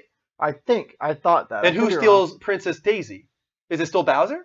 I would assume so. I'm going to tell you why I think Mario doesn't really give a shit about Princess Peach. Go ahead. I think it's all Lay it on because of a me. little lady called Rosalina. Rosalina was a hot chickie. She's the tippy top. Yeah, she I'll tell you right now. She might have just kind of lowered Princess Peach down a little bit. I think so. Yeah. I think all the P-Wings in the world are not going to get Mario. He'll come save her. You're like, but now I got to split. I'm going to go do this galaxy thing because the real prize is out there. Yeah. In the form of Rosalina. So to summarize here, Bowser used to be human. I could agree with that, yeah. Prince the Frog, but instead Prince the Dinosaur. Yeah. He was with Princess Peach. Maybe they were betrothed to be married. She saw him turn into this hideous dinosaur. She's like, dude, I'm not into dinosaurs. See ya. Mm-hmm. He's pissed. Yeah. Him and Mario are best friends. Okay. It's like, yo, Mario, I got an idea for a game. Mm-hmm. I'm gonna steal the princess once every year. You're gonna come and get her. It's kind of like tag, you're it. Yeah. And that's it. And they just have fun. And the princess is the one that kind of gets the brunt of it. But she deserves it because she was superficial and a bitch. Yeah, I agree with you. A couple of comments I'm going to point out right here. Okay. Strife Girl says, Luigi has a swimming body, and Mario, nope. And then Derek went on to say, Mario has a Dean body. Oh now, my god, that's terrible. Why would you say that? It's all right. Commenting on both of those things, Mario's always the one who gets the girl, and Mario's always the one on the cover of the game. So he must be packing a little something outside of the body. So I'm going to take that as a compliment. Thanks I feel like he's probably a grower, not a shower. Yeah, I'm feeling it. I'm feeling like that's what he is. And he is a grower. We know that. Yeah. You know, he takes that mushroom and then like he's a force to be reckoned with. I bet. People are seeing something that they like about this little guy. Luigi, on the other hand, I feel like I'm most often compared to Luigi, and I feel like he's probably not packing much, and that's kind of unfortunate. You know, I don't like that. So stop comparing me to Luigi. I'd rather be a Mario. Yeah, see? I think he tried to insult me. We all want to be Mario. He tried to insult me. Yeah, but it backfired. It really backfired on you, yeah. Well, that was a two-person episode of Plot Hole Assholes. I think we did pretty good. I think we could have done worse. I feel like we did the best we could with that, considering we didn't have Mike and Kristen to also feed that little segment there. Yeah, it could have gone way worse. It could have gone way worse. I enjoyed that. All right. So that was our episode of Plot Hole Assholes this week. Let's go to another quick commercial break. I'm gonna take a sip here, and then we'll move on to our second part of the level updates. We'll be right back, guys, in 60 seconds. Jesus. I love that segment, though. It's a lot of fun. Yeah, I'm a big fan of that. It always goes pretty well. Hey, we're getting some good comments on it. Everybody seems to like it. Ty Spin says, sweet segment. Thank you, man. What is this, YouTube? Yo, clicking a YouTube link that you don't know what it is ever is always horrifying. Yep. Super Mario Uncensored. See what I mean? Yep. You never know. I get it. Wait, who is Mike then? Mike is typically compared to Mario, and I'm typically the Luigi of the group. Yeah, I mean, honestly, I wouldn't see myself even existing in that. I think if anybody, I would probably be Bowser. That's what I was about to say. You are Bowser. Yeah. Yeah, right? Totally. The beast. He's the beast. So you really should have filled us in on the whole situation there. I should have. It's like, what the hell happened between you and Peach? Why do you hate her so much, man? I think she likes it. If we're taking that route. She's playing hard to get.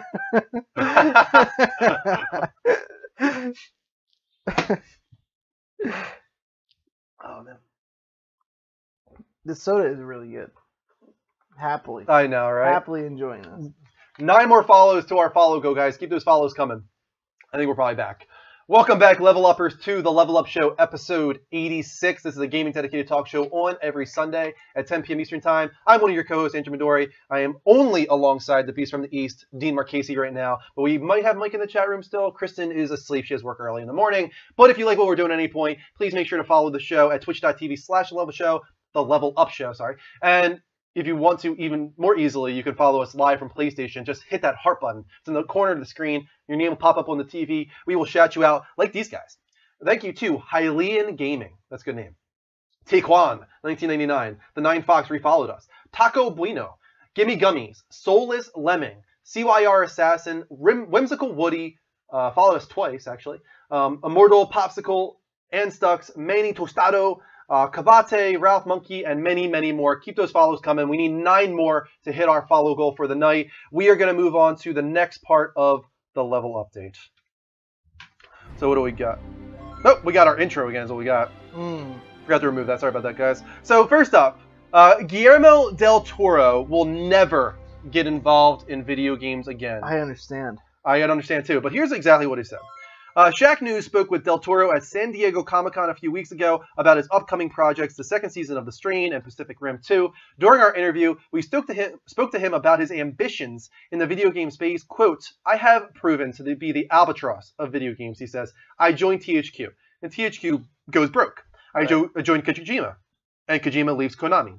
I have decided in order not to destroy anyone else's life, I have decided I will never again get involved in video games. Otherwise, I'll join someone and his house will explode or something. End quote. The first part, at least. How does that? It's so sad. He feels like he's cursed. He really does. Really sad. When pressed further, Del Toro says, quote, I was in an apprenticeship. I learned a lot from Kojima-san, of course, and I learned a lot from my experience at THQ. I did. It changed the way I see narrative. We put 2 years of work in at THQ. It was insane. We mapped it out. We did the viable. We did the outlines. We did the screenplay. We did a bunch of stuff. I know some of the tricks or the stuff that I wanted to learn, I learned. Then I went to the side of Kojima-san. Because he's a master and I can gladly say that we are friends and I love his work and I will continue learning from him as a friend, but I am not. If I join another video game, World War III will start. So guys, I think that's kind of... Nail in the coffin. Nail in the coffin. It's a shame because he really probably could have done some amazing stuff. Yeah. Especially alongside Kojima. Oh yeah. But I get it. What did he work on at THQ that I'm not remembering? It was, oh man. It looked like a twisted ass game and I can't remember the title of it. I think it was one word. And it looked like a horror game. Guys, fill me in here. I can't remember. What was that THQ game that he was working on that got canceled?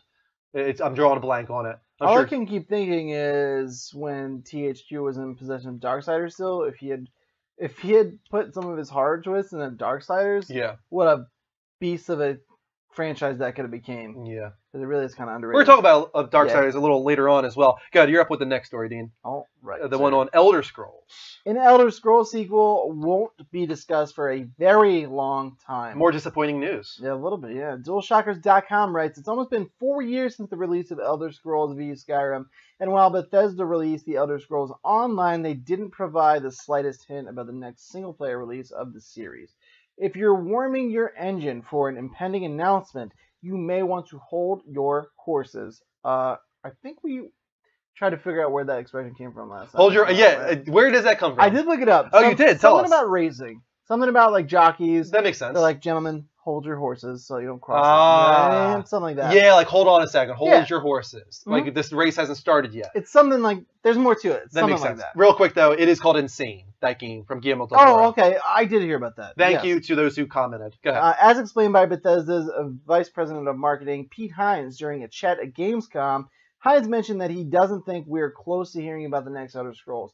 Currently, Bethesda is working on Fallout 4, and that takes the entire studio, which is 100% focused on it, which I believe is that's a massive game. Massive. 400 hours, supposedly. Massive. That's insane, dude. Yeah. The Elder Scrolls Online just came out on consoles and has DLC coming this year into next year, and that's going to be the Elder Scrolls game Bethesda will be talking about for a while. Hines believes that it'll be a very long time before the team will talk about what they'll be working on after Fallout 4. Yeah. Do you think that they will be working on a Skyrim successor after this, though? I don't think it's going to be called like Skyrim 2 or anything like that, but I guarantee they're at least in pre-production or whatever you want to call it on the next Elder Scrolls game. There's no way they're not working on it in some way, shape, and form. It might be a small team right now, just kind of working on the scenario and the story and all that kind of stuff, but they can't just be like, oh, let's put off the next Elder Scrolls until we're entirely done with Fallout. It doesn't make sense from a business standpoint to work that way. Right. They got to at least kind of get the ball rolling, and then once Fallout 4 is out and done, then they can start pulling more and more people away from other projects and fill out that team as well. I imagine that's typically the way these studios work. Yeah. Last story in this segment. I'm going to take this week or this month. I don't usually do this. NPD results. Yeah, I like it. July NPD results have been revealed PS4 was the #1 hardware of the month once again, but we don't have numbers on PS4. They decided not to reveal their numbers. Xbox One was second, though, with 189,000. Decent month. I think they were... How do we know if they won't reveal their numbers? How do we know PS4 is #1? Because the MPD does reveal who is #1, who's #2, or whatnot, but they don't reveal numbers. That is up to, if Microsoft wants to reveal the numbers, they can. Oh, okay. But MPD doesn't reveal numbers anymore. That's unusual. I feel like Sony usually always has their number up there. Usually people can surmise their numbers based off of like calculations of like, oh, Microsoft had this percentage market share this month. Right. Nintendo had this much. Oh, that must mean Sony had this much. Right. Like kind of thing. But this month, as far as I know, it wasn't figured out just yet. NPD used to be where you would know how many consoles were sold, every game, you would know how many units those games sold, and then MPD for some reason decided to change the way they work, and it sucks because now we don't know. Right. All we know is the order that things go in. Yeah, it does. And not even just that, it's even more confusing now because they join SKUs together. Like now it's the Lego Jurassic World was the #1 game of the month, but that's on 360, 3DS, PS3, Xbox One, Wii U, PS4, Vita. So literally all those combined. Except for PC, it looks like. Yeah, all those combined. But let's start at the end, actually. Let's do number 10 to #1. Number 10 was Call of Duty Advanced Warfare, still squeaking in on the charts. After that, you had FIFA 15, then Mortal Kombat 10, Destiny back on the charts. Interesting. Taken King must have done something there to bring them back. Yeah. Got Elder Scrolls Online, Tamriel Unlimited, still performing better on Xbox One, by the way. Interesting. I still say Final Fantasy 14 might have something to do with that.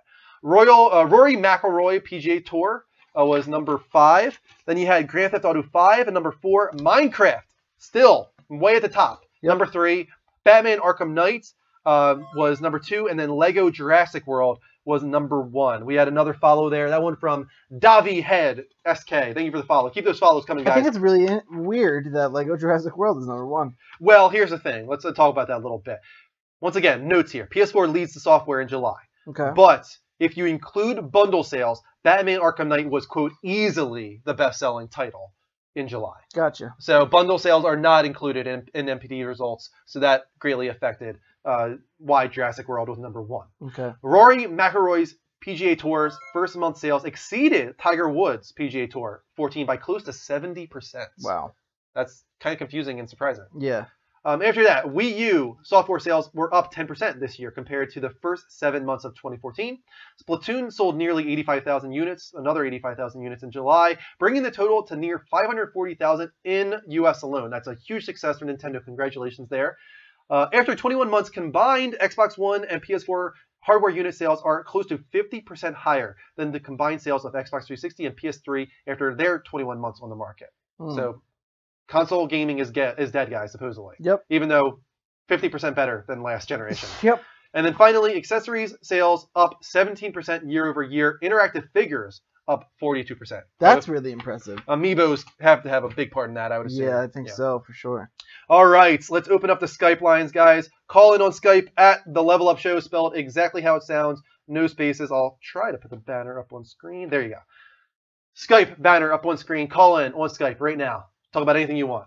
And also, let's thank these follows. We had Davi Head SK. We had Your Daddy Gaming, LA Lake Show, Momo Dude, Big Jim, Highly End Gaming, Taekwon, and more. Keep those follows coming. We are only about 5, I think, away from our follow goal for the night. We're getting a call from Derek. Let's take this call. Hello. Hey, Derek. How you doing, man? I'm doing all right. I'm doing all right. How are you? Doing very well, man. What do you want to talk about tonight? Okay, so you know those Twitch plays, whatever, on Twitch.tv? Yes, I know what you're going to talk about here. Okay, then. Twitch plays Dark Souls? Yeah, dude, that's it's sad, but yeah, at the same time, it's like one of the worst team building exercises ever. So you've been taking part in it? No, I haven't. I've just been watching from afar. It's just like, can we ever get out of this room? Right, exactly. It's one of those things that the point is, I think they want to choose games that will take forever because then people watch it longer and they get more followers. I missed out on the whole Pokemon one. I'm sad about that. Pokemon, and then they did Metal Gear Solid Ghost Babel too. Really? Which was another really long one. It took a long time for them to go through that, and now it's Dark Souls, which I think might be the most challenging one yet. Yeah. Yep, but my question to you guys is, if you were to choose a game for Twitch to play, what would you choose? Ooh. Good question. Very good question. Oh, stupid Connect. That's a good question. Here's my thing. I think it has to be a 2D game. Like I don't think Dark Souls is a good choice. It's definitely one that's gonna give them more like longevity. Yeah.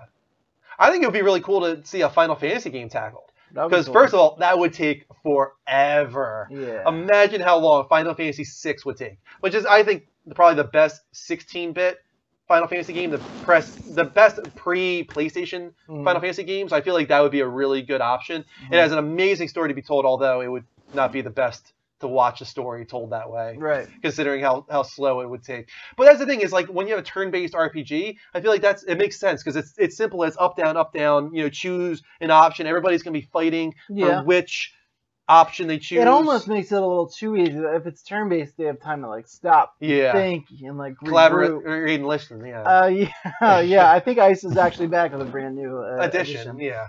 I would like to see something reactionary, like a Batman or an Assassin's Creed, where like the combat is like very dependent on you reacting at the right time. I can't imagine anybody being able to actually accomplish that. Yeah, that would take a while. Yeah, here's the thing. They'd do it. I guarantee they'd do it. As far as I know, the way Twitch Plays works is people are putting inputs in, but they can't put up to the 10% or 30%. It's either up, down, left, right. Yeah. A, B. Right. You know what I mean? Like, how do you play a third-person, three-dimensional title? I don't know. With only those inputs. Yeah. It doesn't really make a lot of sense to me, and that's why I feel like it has to be 2D. But they're doing it with Dark Souls. Supposedly. Is it working well, Derek? Are they able to actually do this? It works, but the problem is they can't function right, the chat room. Because when I was in there today, it was essentially go forward, roll left, turn around, run to the wall, go forward, go left, run to the wall. Yeah, right? I feel like I would get very frustrated watching Dark Souls. Yeah. I feel like Pokemon was fun to watch, and I feel like even Metal Gear Solid was fun to watch because that's stealth. Then it's like if somebody forces Snake to pop out at the wrong time, it's like, shit, it's over, right? So that made a lot of sense. I thought that was a really good choice for Twitch Plays. But to be honest with you, I feel like Dark Souls is kind of playing after what's in right now and what they thought people would enjoy, but it doesn't make a lot of sense considering the mechanics of Twitch Plays. In my opinion. No, you have an imposter? I'm not even. Yes, I have an imposter. The first area. So. Oh, sorry, Derek. What was the last thing you said? I'm not even think they're past the first area yet. That doesn't surprise me. This is gonna be a very, very long stream. Yeah. Maybe months, actually. I'm going to say about a year. A year? Yeah, I know, right? I'm very interested to see how long it goes and if maybe they actually give up. No, when there's a will, there's a way, and people are sometimes very stubborn to get stuff done. That's true. So. Yeah, true. It's going to be an experiment for sure in like social connectivity and team building. 100%. Yeah. All right, Derek. Thanks for the question, man. That was a great one. You're welcome. See you around. All right, level up. Level up. Level up. Hey guys, it's me. I want this imposter to reveal themselves. Yeah, I'm confused on that. I'm very confused. Level up show Drew, host Drew. Reveal yourself. Who are you? But thank you for promoting our Extra Life. I appreciate it. Yeah, I'll take it, All right, we're up to the final level update segments. It is already 11:45, so we're going to have to fly here. Fly! I don't know what I was going for there. I just was going to let it happen. I was going with, I wanted to say the horse's name from Lord of the Rings, but I forgot his name. It was the white one. Like, what the hell was his name? Let's go with the horse from Neverending Story. What was his name? The Griffin dude? No, the horse that dies in the first Neverending Story. Oh, I do not know. Oh my God, somebody. Why is this happening to me? Oh, you never see the Neverending Story? Where the horse is drowning in the mud? Not a very and he's long screaming time. at him, like telling him to move, and he won't move, and he's drowning slowly. Damn it! Somebody help me out here. What was the name of that horse? Deep hole right First now. off, what was the name of the horse from Lord of the Rings, the white one, Gandalf's? Artax, thank you. And now what was the name of the horse from Neverending Story, the one that dies in the mud? Somebody's got to tell me. I'm not moving on until I find this answer. Do it! Just do it! And we're going to take this call from Ben because he's a great caller before we move on. All right, let's take this call. Ben, welcome to the show, man. Hey, what's going on, guys? What's up, dude? No, Artax is Neverending Story. Artax is Neverending Story? Atreyu. No, Atreyu was... According to this video, it says Artax dies in the swamp of sadness, Neverending Story. Wait. Atreyu was the name of the boy. I thought Atreyu was the name of the boy. Artax. Hey, Ben, have you ever seen Neverending Story, man? Yeah. Do you remember the name of the horse in that? The one that dies in the first one? Oh my god, man. Not the griffin, not the weird dragon thing. Not the weird drag. Oh man. You just said it. It's Artax. It's Artax? It is Artax. Yeah, you just said it. Shit, I was wrong. Never mind, Ben. I was wrong. It's Artax. It was literally the first line. God damn it. He's like, Artax, get out of there. Get out of there, Artax. What are you doing? You're going to die, man. Oh my god. Never mind that. What's up, guys? What's up, man? How you Not doing? much, Ben. What do you want to talk about tonight? All right. So one question: do you think that games would do much better with paying actors to play in video games, or do you think that if they just get any random actor that wants to be in Hollywood will actually make better budget for the games than actually hiring like professional actors to make the game better? I think I'll start with this one. Yeah, go ahead. I think Kiefer Sutherland is good, and I think he's going to do a great job with Snake, with Big Boss. I don't think that he's necessarily going to be better than David Hayter or anything like that, but I do think that he's one of the Hollywood actors that actually puts his all into video game voice acting. But I think typically when you get a Hollywood voice actor working with a video game, it's almost like they're half-assing it. Yeah. I feel like they're not putting in the work. I feel like Assassin's Creed is a very good example of that. The one that had, what was the Veronica Mars in it? What's that girl's name? Do you remember her? She was in one of the Assassin's Creed games, and I felt like every time she spoke, I was like, you do not give a shit whatsoever. I didn't even know there were any celebrities in that. Yeah, there was, and I feel like that's an example. I know in the licensed games, like the Thor licensed game and shit, that like Chris Hemsworth, and it was like bad. They don't give the work. They don't put the work in. But I also think it depends on the quality of the game. Sure. You know? But then take somebody like Troy Baker, not a Hollywood actor, Nolan North as well. They're doing a better job, in my opinion, than the Hollywood actors because they are all about this. This is their livelihood. Troy Baker's kind of a Hollywood actor. He does a lot of the Disney Avengers cartoons and stuff. He's getting there. Okay, he's getting there. Yeah. I wouldn't call that Hollywood just yet, but he's breaking through maybe. I just feel like they shouldn't take too many, like they shouldn't make one actor take too many projects, just because it kind of takes my imagination from like thinking, you know, like I love David Hayter, he's original Snake no matter what, and I know where Kojima is actually just trying to separate Snake from Big Boss. I agree. Even though it's it's the same person, but it's a clone. But they just want to change things around and. I kind of was really upset. I was ranting all over Kojima's page. I was like, how can you do this? David Hayter's the original Snake. Yep. I agree with you. When I first heard it, I was torn because if you don't know, I think you're kind of new to our show, Ben. Kristen is obsessed with Kiefer Sutherland. 24 is our favorite show of all time. So when I heard it, I was like, this is awesome for Kristen. I'd be like, hey, guess what? Big Boss is now Kiefer Sutherland. Now you'll watch me play this game, right? But then the other part of me was like, my God, like David Hayter's been Solid Snake since 1998. Yeah. Like this is all I've ever known for Solid Snake and Big Boss. Like this is the voice. Like how can they change this? So I was very torn. I'll be honest with you. I think that Konami had something to deal with it. I think they probably were like, we don't want David Hayter back. And I know he's your friend and all, but we don't want him back. And I guess, Kojima couldn't really do anything about it. But I see great things happening after he leaves. I mean, it's not going to be the same, we're not going to see that Konami logo and be like, oh my God, it's Metal Gear. But I feel like he's got a lot of things up his sleeve. He's a guy he's a genius. He knows how to do games correctly.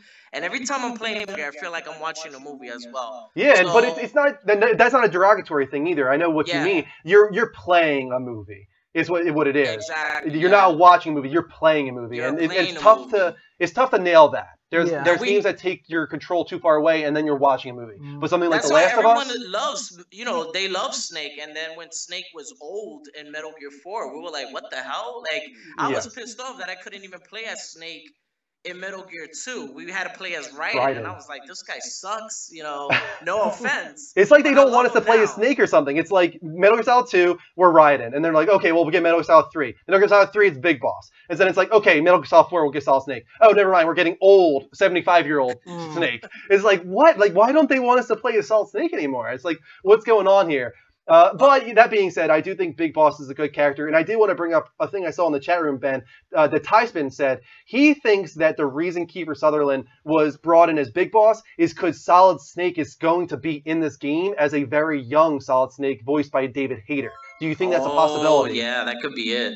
So I'm hoping. I just don't want to see David Hayter ever leave, and I hope that they'll just reboot it, give us Metal Gear 1, Metal Gear 2 we already have, but I just want Metal Gear 1. That's the original game that I fell in love with, Metal Gear, and as you spoke in the other episode, I think it was episode 4, you were saying that when you and your brother picked up Metal Gear, you guys were like, you weren't too fond of the graphics, but then when you got it and you played it, you got hooked on it. So. Oh yeah, that story, man, and the cinematic storytelling. It just it grabs you immediately, and you haven't really been a part of that yet. No. With Metal Gear, but it really get is. into it. You're gonna love it. I mean, like I said, I love it, and I collect every single thing on Metal Gear. But we'll see what happens. I just feel like hopefully they'll just get more actors that want to get a big shot role in a movie someday. So hopefully they do that instead of getting all these big shot movie stars and Yeah, I think as far as like your original question goes, I think it comes down to marketing. Really, it's all about marketing. You can have the biggest thing in the world, but if you don't market your game right,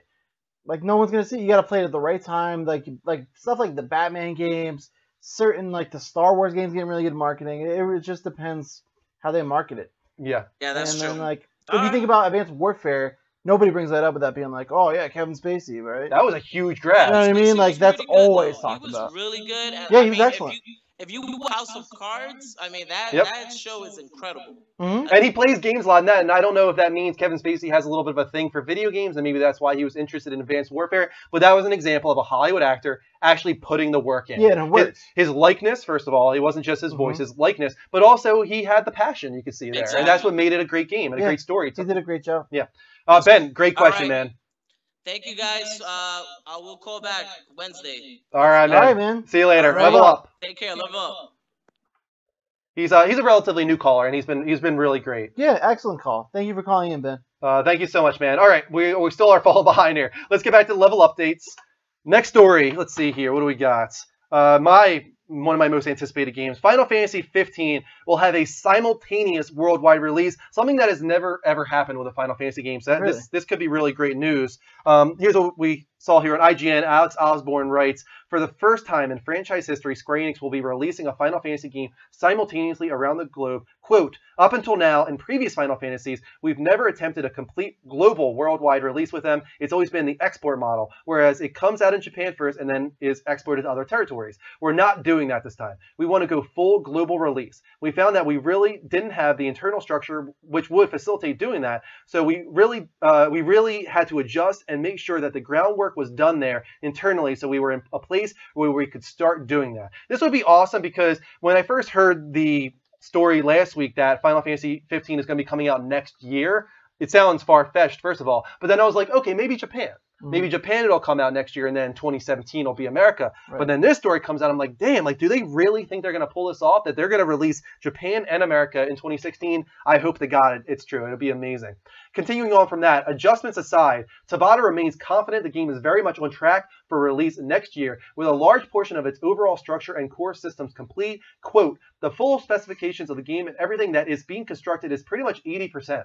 He said. As far as overall completion of the game, however, it appears there's still about 35% to go. So the assets, it sounds like, are 80%, but I guess there's other things involved in game development that are putting it more around 65%. Right. But if they think they can do it for next year, awesome. Do it.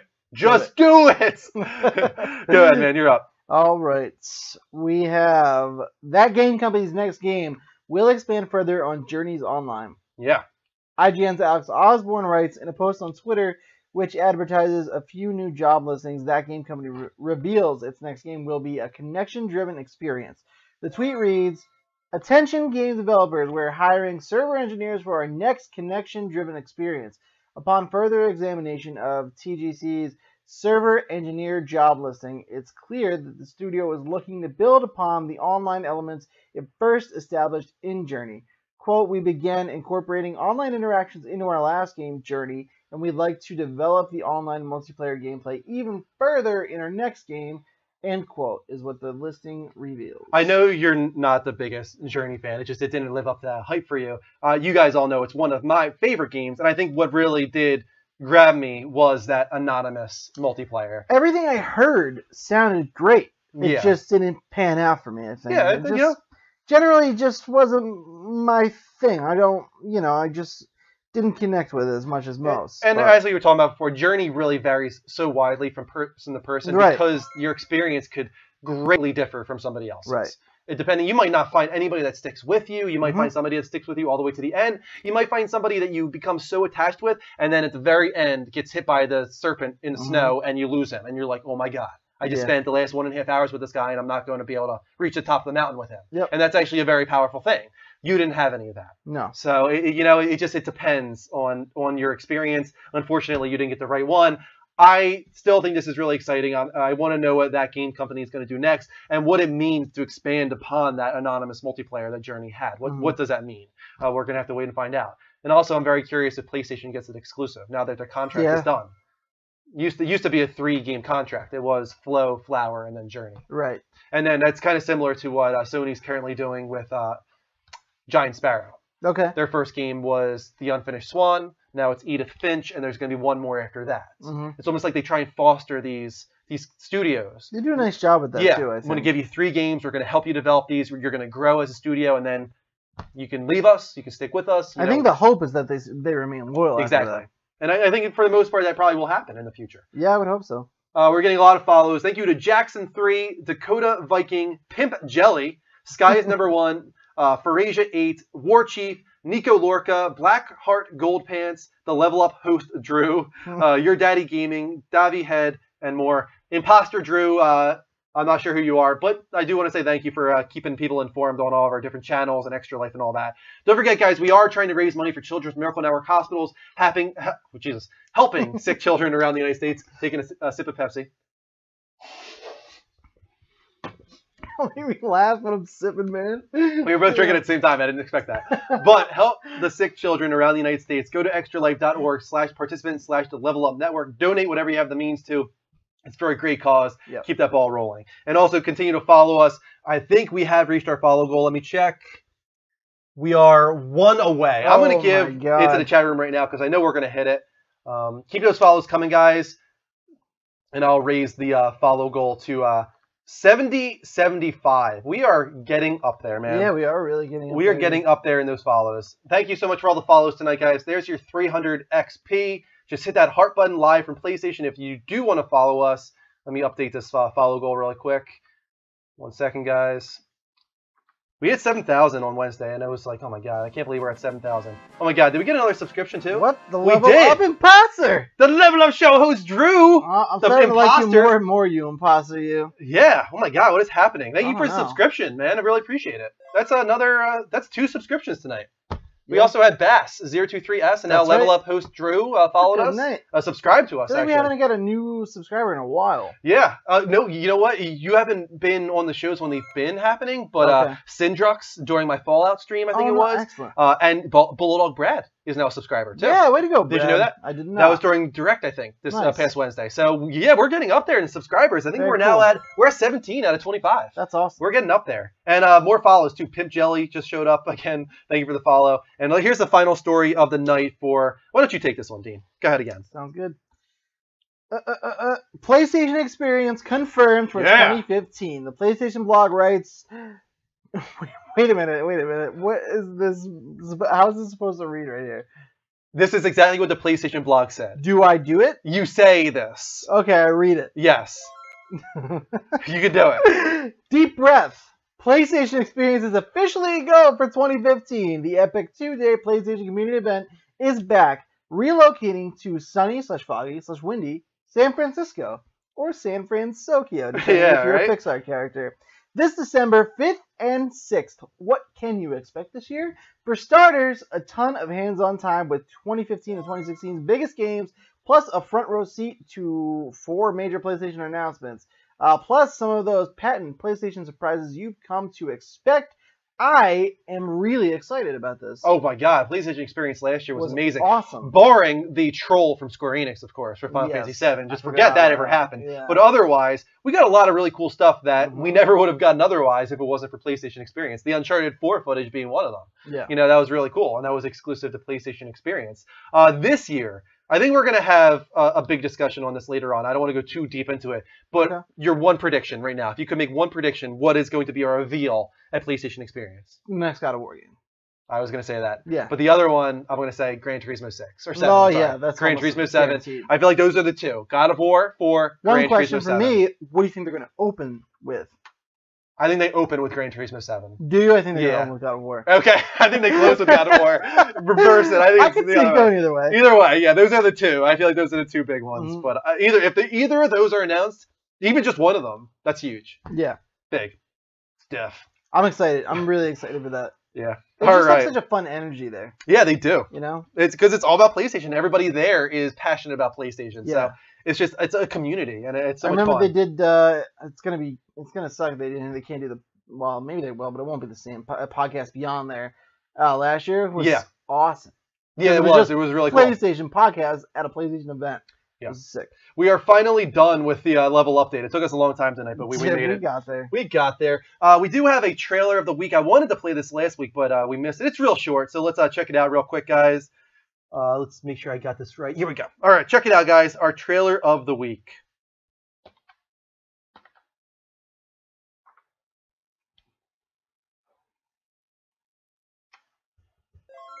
Thank you for the follow. That one was from Syphilix.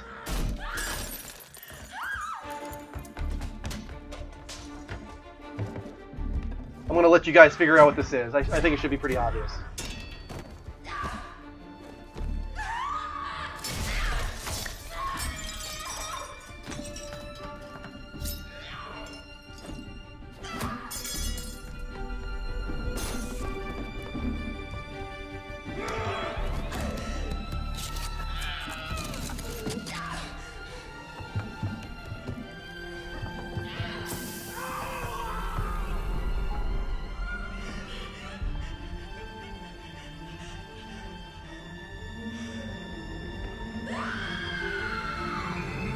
Nice scream there.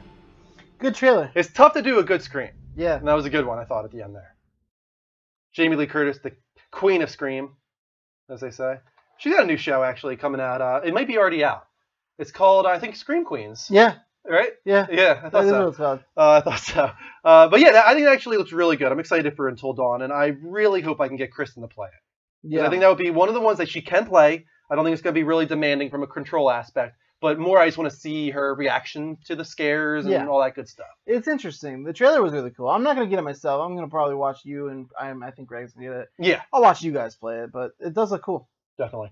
And Brad is on time because we were about to open up the Skype lines. Nice. Let's take this call from Brad. Bradley, how you doing, man? Hi, guys. Hey, what's up, man? Hey, Brad. How you doing, man? I'm sick. You're sick? Oh, you're still sick. Still sick. Oh, man. I'm sorry about that. I hope you feel better soon. I hope so, too. I hope so. I get better today because I got work today, technically. I got work in, like, a few hours. You know what's kind of crazy, Brad? Because of your cold, you're actually easier to understand. Am I? Yeah. I'm just messing with you. I'm just messing with you, man. What do you want to talk about tonight, Brad? I've been playing a lot of Payday recently. Payday 2, yeah. What are you feeling about it? I like it. It's like most maps have a sneak bit, but like I join games and then just like this, go in, shoot everything. Like for God's sake, I want to sneak, and they're like, nope. Like, Brad, you are like a shell of yourself. It's making me sad. You're usually so like rambunctious. I can tell you don't feel good. It's making me so sad. Usually you're drinking Pepsi and dancing he's ready to go, and telling you're gonna kill me. I ain't got Pepsi today. I got Coke. What time is it there, Brad? I got this. What? That's first of all, yes. What time is it there? It is about 5 o'clock in the morning. Okay, you're crazy. Second of all, this isn't right. You don't drink Coke. You drink Pepsi. You like Pepsi? Yeah, this is our thing. This is what powers us. That was £2. It's like 3 liters. Okay, so it came down to the money. Yeah. I like Coke. That's fine. I like Coke too. Don't get me wrong. I feel like this Coke. This is probably like a Coke product. What does Mountain Dew? Is it Coke or Pepsi? I don't know. That's what I want to know. Mountain Dew's not neither. Well, it's the company. It is. Like all Probably of those, one or the other, yeah. Like Sprite is a Coke product. Right. Oh, I didn't know. You didn't know that? Yeah, like Pepsi has its own products, Coke has its own products. I'm on it. And Dean is on it. He's going to figure On this out this. for us because this is a hard-hitting question right now that we need to figure out. But so you're pretty happy with Payday 2, but it has some grievances. Yeah, the people online are a bit. Yeah. Okay. But I mean, I've been loving it quite fast, and it is a good game. I like it. Good. I'm glad you like it, man. Anything else that you're playing? I'm not really. I just bought that, so I've been playing that one. I streamed Final Fantasy 15 demo. Oh, how'd you like it, man?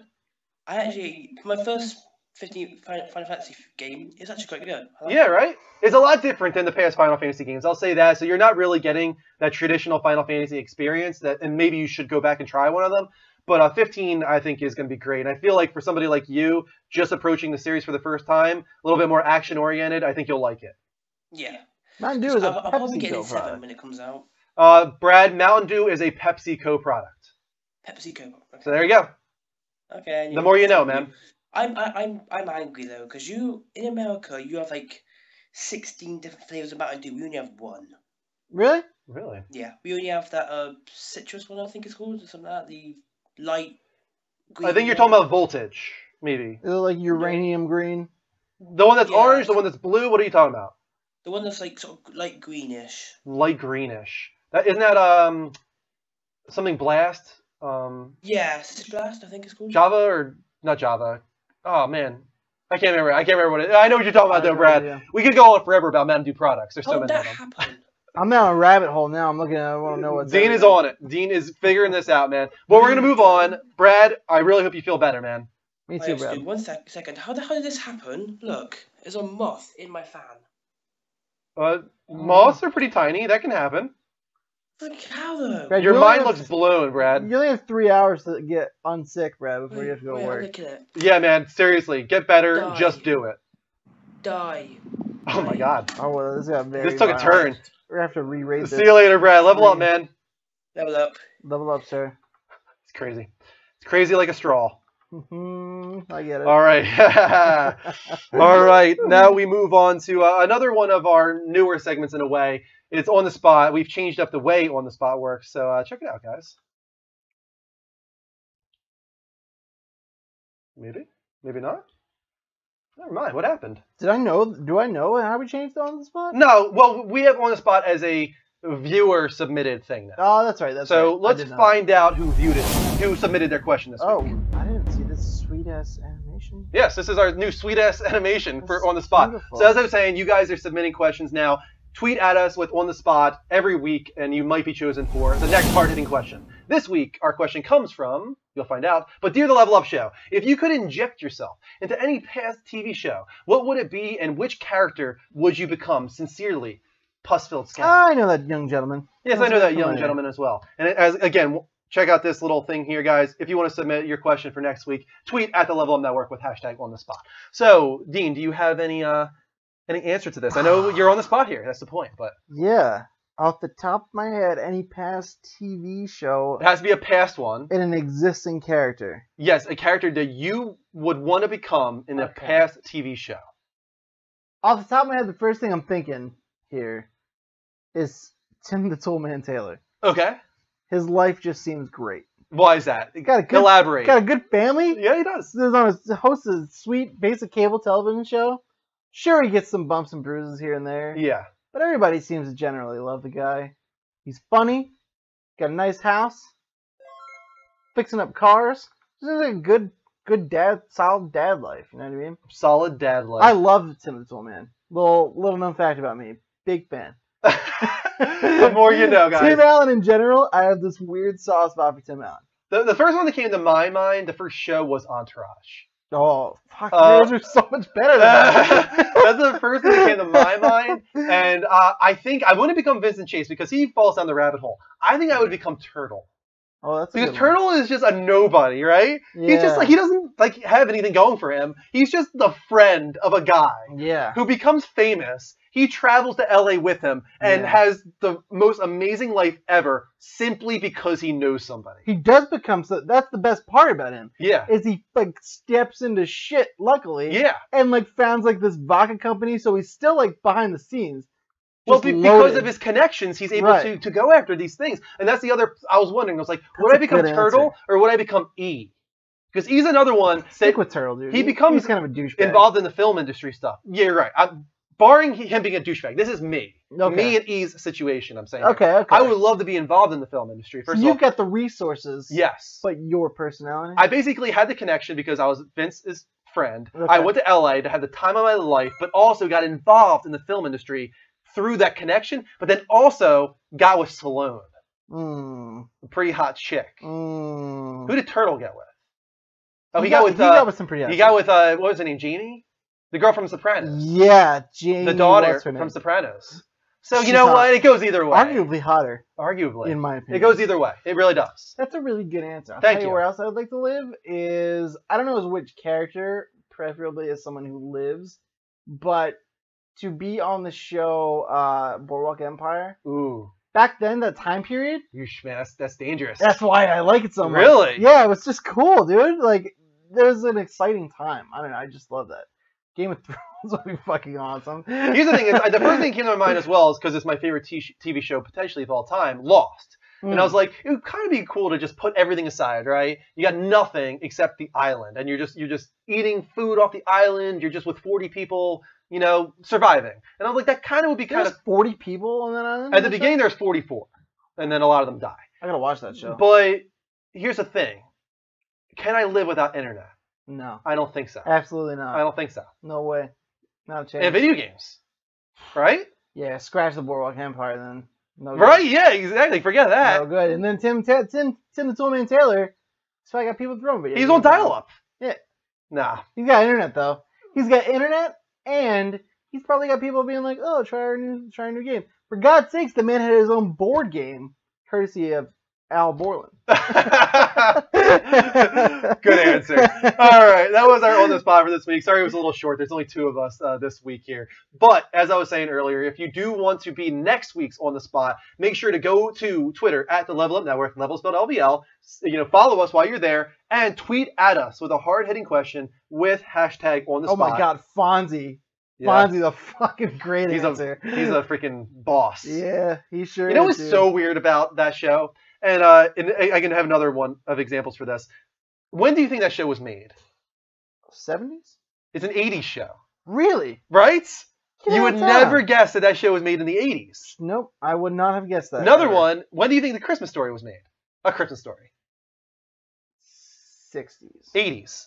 Get the fuck out It's of an here. 80s movie. What? They just do such an amazing job of making you think. That makes no sense, right? Dude. The dude who plays Ralphie is like 40-something now, though. Yes, right? How could he have been that old? Because he was 80s? like 12 in that movie, and it was made in the 80s. And it's been 30-something years since then. You think he played young in that? I think he was probably. Life? I feel like he was like a young teenager, not even a teenager. I feel like he was like 11 or something in that. Yeah. And it's been 30-something years since Christmas Story. It's an early 80s movie. Fun fact: a lot of people don't know Ralphie from A Christmas Story cameos in Iron Man. Yep. I think because he has a strong relationship with Jon Favreau. Yeah, he helped write, or he did something. I'm not sure, but he's directed movies that have had Jon Favreau. Yeah, he's directed some bad movies. The Breakup. Yeah, The Breakup. He did Couples Resorts. Ah, yes. A few bad ones, but he is actually a director now. Yeah, you've seen him though. Yep. You've seen him for sure. You have. All right, thank you again, Puss, for the on the spot. That was a good one. And now, finally, in just a moment, we will go to our topic of the week. We'll take a quick commercial break, and then we'll be back with topic of the week. Hold on tight, guys. We'll be back in 60 seconds. Oh my God, it's 12:17. We're gonna have to blow on through there. Yeah, unfortunately. Innovation comes in all forms of the Pepsi products. Yeah. I want to know, dude. I want to know. What here. Can you show me? Don't you think they would just have a normal thing that was just like our products? You know what I mean? Yeah, right? Not the case. Not the case at all here. Not at all. PepsiCo offers more than 350 beverage choices. Holy crap! With 100 calories or less. Jesus! Oh my god! That's insane. That's a lot. Yeah, that was more than I was expecting. A little bit alarming. Not gonna lie to you. Oh, there's so many. Can't even load them all. Won't even load them all. Holy shit, dude! It breaks it down. Bubbles, sweetener, caffeine, juice, electrolytes. You can search. You can subcategorize here. It always blows my mind that like everything has a website. Yeah. You know what I mean? Yeah. Like things that you would never think deserve a website or need a website, it has one. Yeah. Like absolutely. why? Like does anybody actually go on McDonald's.com? You know what? I would say no, but I can almost guarantee you there's going to be a moment in this video game show that we need to look up from McDonald's.com. Like some new product they have or something like that. But it's just like I go to McDonald's. I don't need to go on their website and be like, what's McDonald's new products? Yeah. Like that's just it never crosses my mind. Generally with McDonald's, I feel like the less you know, the better. Right. You know, if I go on McDonald's.com, I'm gonna be like, oh, this has this in it, that in Yeah. it, this has this many calories. There's gonna be like human feet on the front page. Like, guess what? Guess Now what? Serving McTootsie Toes. Got a surprise for you. Pepsi created the Last of Us virus. That's news to me. Didn't know Is that a fact? I think it is. It's canon to the series. All right, welcome back, Level Uppers, to the Level Up Show, episode 86. This is a gaming dedicated talk show on every Sunday at 10 p.m. Eastern Time. We talk all the biggest gaming industry news. We take calls. We just talk of the week. We are about to get into our topic in just a moment. But first, keep those follows coming, guys, at twitch.tv/the Level Up Show. We are at 7,059. So if we can get 16 more follows, I'll give out another 300 XP to the chat room. So keep those coming, guys. All you got to do is hit that heart button live from PlayStation in the bottom left-hand corner of the screen. Here are our most recent follows. We had Racker1 in, Amasamli, 4 Mike Kelly, Syphilix, F the Police, VMS Disappoint, Pimp Jelly, Sticky Dolphin, Jer Houston, Dakota Viking, Sky is number 1. Another one right now from Maze Elite. Thank you for the follow. Another one from Michael425. That's another recent follow. Keep those coming, guys. All you gotta do is hit that heart button. We also had Sky is number 1, Jackson 3, Farasia 8, War Chief, Nico Lorca, Blackheart Gold Pants, Level Up Show host Drew, who followed us and also subscribed. Thank you for the subscription. Shadow Knoll, another follow right there. Let's move on to our topic of the week. We brought it up, referenced it earlier in the show. I want to talk about remakes and remasters because we just had the announcement of the Resident Evil 2 remake. Mm-hmm. But then we also have the Ratchet & Clank remake coming. We've got the Final Fantasy VII remake Is the coming. Ratchet & Clank a remake? Yes, 100%. I consider that a remake. Okay. Because they are retelling the original story of the game, but with entirely new assets. Ooh, those are our thank yous. We'll get to those a little later. With entirely new assets. They're completely rebuilding the game from the ground up and actually adding new stuff. So I definitely consider that a remake. Okay. Something that, in my opinion, is considered a remaster is Darksiders 2. Yeah. Something that you're looking forward to. Yeah. But that is simply them taking the original game, not adding anything onto it, maybe tweaking the models a little bit, but essentially just upscaling the resolution from 720p. As far as I know, anyway. Yeah. They could be adding things. I don't know. A remaster to me is upscaling with 60 frames per second. Mm. That's typically a remaster. Mm-hmm. But then like DuckTales remaster, I consider that actually a remake. Yeah. Because that is they completely redrew everything. Like that's completely That's rebuilt from the ground up. Sure. I think consider that a remake. Final Fantasy VII remake for sure. Because from what we know right now, it's completely a retelling of the story. All new graphics, new soundtrack, now voice acting. That's a remake. Yeah. But are you down at all on remasters or remakes? You know what? I feel like I'm one of the few who are very much pro. See, here's the thing. I was talking to my cousin Ed about this recently, about remakes and all that kind of stuff. And he's like, why is it that whenever a movie remake is announced, everybody is so down on it? Because we are getting a lot of remakes. We talked about it earlier with Disney. Jungle Book, Beauty and the Beast, Cinderella, Pete the Dragon, they're also doing now. All these remakes. But everyone's like, oh, why? We got the original. We don't need a remake. Right. But when video game remakes are announced, typically everybody's like, yes! Yeah. Like, finally, I've been waiting so long for this remake. Yeah. This is so cool. Because everyone's got their... what's the word I'm looking for? Their favorite game or whatever. Yeah, everybody's got their exception. Everybody's got their, like, but if... You know what I mean? Yeah. Like, everyone, I feel like the original reaction is always like, we don't need these remakes. Give us something new. But if you make Mass Effect, you know what I mean? Like, everyone's got their exception. But if you make Everybody Mass always Effect- finds that one game that they really want. I'm like, I am pro remakes for that reason, because there's always going to be something out there that someone's going to want, and people keep buying them. So Yeah. obviously there's an audience for this kind of thing. I am one of them.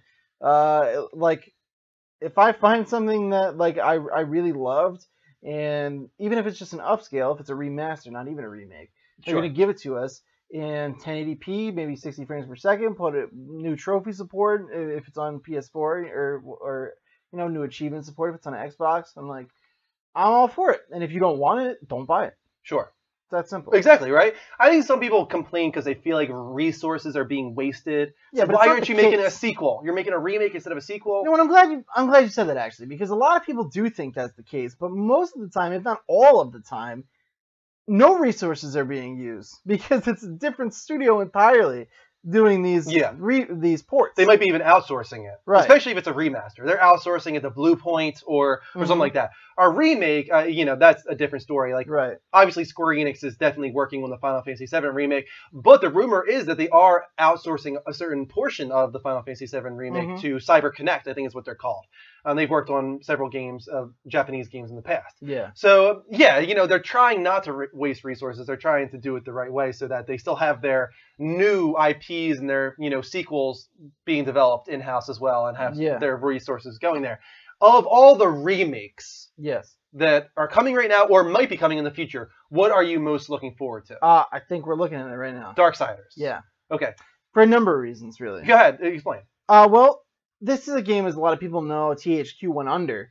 Just as this kind of was coming out when all the real threshold of their problems started being aired, and they started financial struggles and this and that. So this game really kind of suffered. They didn't have the money to really market it, and they had some really impressive trailers too, some live action ones that were awesome. But they really didn't have the money to like really put the marketing machine into full gear for this game. And it's a great game. It's honestly should have been considered up there with the other AAA games. It's awesome. I never played it. I never even saw it, to be honest with you. It's awesome, dude. The first one I loved. This one took everything I liked about the first one and turned it up to fucking like 25. It's great. They refined everything. As everyone says, it is in fact a God of War Zelda combination. You get your dungeons and the God of War field combat. It's got RPG like elements to your upgrades. The world is huge, but we kind of get screwed. I kind of got screwed. I'm sure lots of others because, I bought the, I got the collector's edition and everything. I was like really excited for this. Sure. I loved it. Joe Mad, who's a comic book artist, did the artwork. Well, it's right up my alley. But so you get the season pass, and then they kind of like released a DLC pack in like a half-assed version of the next one. Yeah. And then the company went under. Oh. So you're like, no more support. Like, okay. So A, the game didn't get enough like traction as it deserved, and then B, all the post-launch support was gone. So I'm hoping that this remaster will have everything, season pass stuff, and they're like, here you go, here's the definitive edition. It's on PS4, Xbox One. Yeah. Here's everything you were promised, and then hopefully it gives them another shot to get this franchise going. Darksiders 3, right? Back to DuckTales. The thing about DuckTales is they were trying to remake it like completely faithful to the original, the same mechanics, but everybody I feel like that played it was like there's something a little bit off. That's what I heard. Like just the pogo or something didn't feel like the original, and I don't know if that comes down to that transfer to 3D or to new animation or whatever. But it's tough when you're taking these 16-bit games and you're trying to remake them as a animated retro type game. I almost wonder if that comes down to player nostalgia. I agree. You know what I mean? Just them thinking it should feel a certain way. Don't want to believe this is as good as the original, right? It's just like there's no way it can be as good as the original. But I never played it. So what about you? What is something? I guess this would be my number one. I think it's kind of an obvious choice. Final Fantasy VII Remake is what I'm most excited for. But this is pretty far off. I do want to talk about it a little bit because we're hearing a lot about Final Fantasy VII and what they're going to be doing with the remake. The most recent controversy is that they have kind of confirmed they're going to be changing up the battle system. Okay. And most people, it seems, that want a remake, that are really avid about it, don't want them changing anything. Mm-hmm. And what I say to those people is you kind of set yourself up for failure here, 100%. Or a disappointment, because there was no way they were going to remake Final Fantasy VII and be like, hey, let's just take the original story, the original character, the original battle system, make some 3D HD graphics, put in the orchestrated score, boom, done. No way. There was no way they were going to do that. Because first of all, that's kind of sucks for them. Yeah. Imagine the 400 people tasked with making this game, and it's like, guys, don't do anything original. Right. Just look at this, remake it. No it's room like, to stretch sucks. your wings or anything. And this game is called Final Fantasy VII Remake. Yes. It's not, in fact, a remaster. No. So it's almost guaranteed that it's a retelling of the story. And I think for the most part, you're going to get the exact same story. You might get a few extra things. You might get a few things taken out. Right. But you're going to have the same characters, the same story told from beginning to end for the most part. And the same battle system in the sense that it's still the materia system, which is this thing where you collect material around the world, you put it in your weapon, it gives you magic. And that's going to still be there. I guarantee that's still there. What they're going to change is it being turn-based.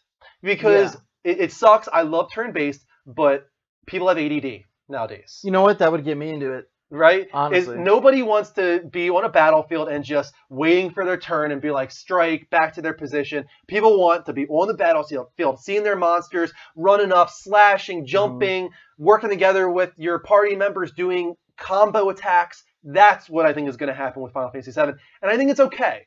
I think as long as the essence of the combat is still there, and you still have the materia system and all the summons and stuff like that, I think it's going to be still a lot of fun. Yeah. And I think people are going to enjoy it. Just like give them a chance. So it comes inside of like someone's head who is not like, you like the turn-based, and so what I would assume is everyone's thinking is like, I think it pulls us out a little bit. Sure. Turn-based, you know what I mean? When we're reacting to what's happening on the screen, where it's happening in real time, you just feel more involved, I think. What they said, and I agree with that, and what they said as well is that we're updating this graphics to be super realistic, but in a kind of hyper-realistic, cartoony way, you know?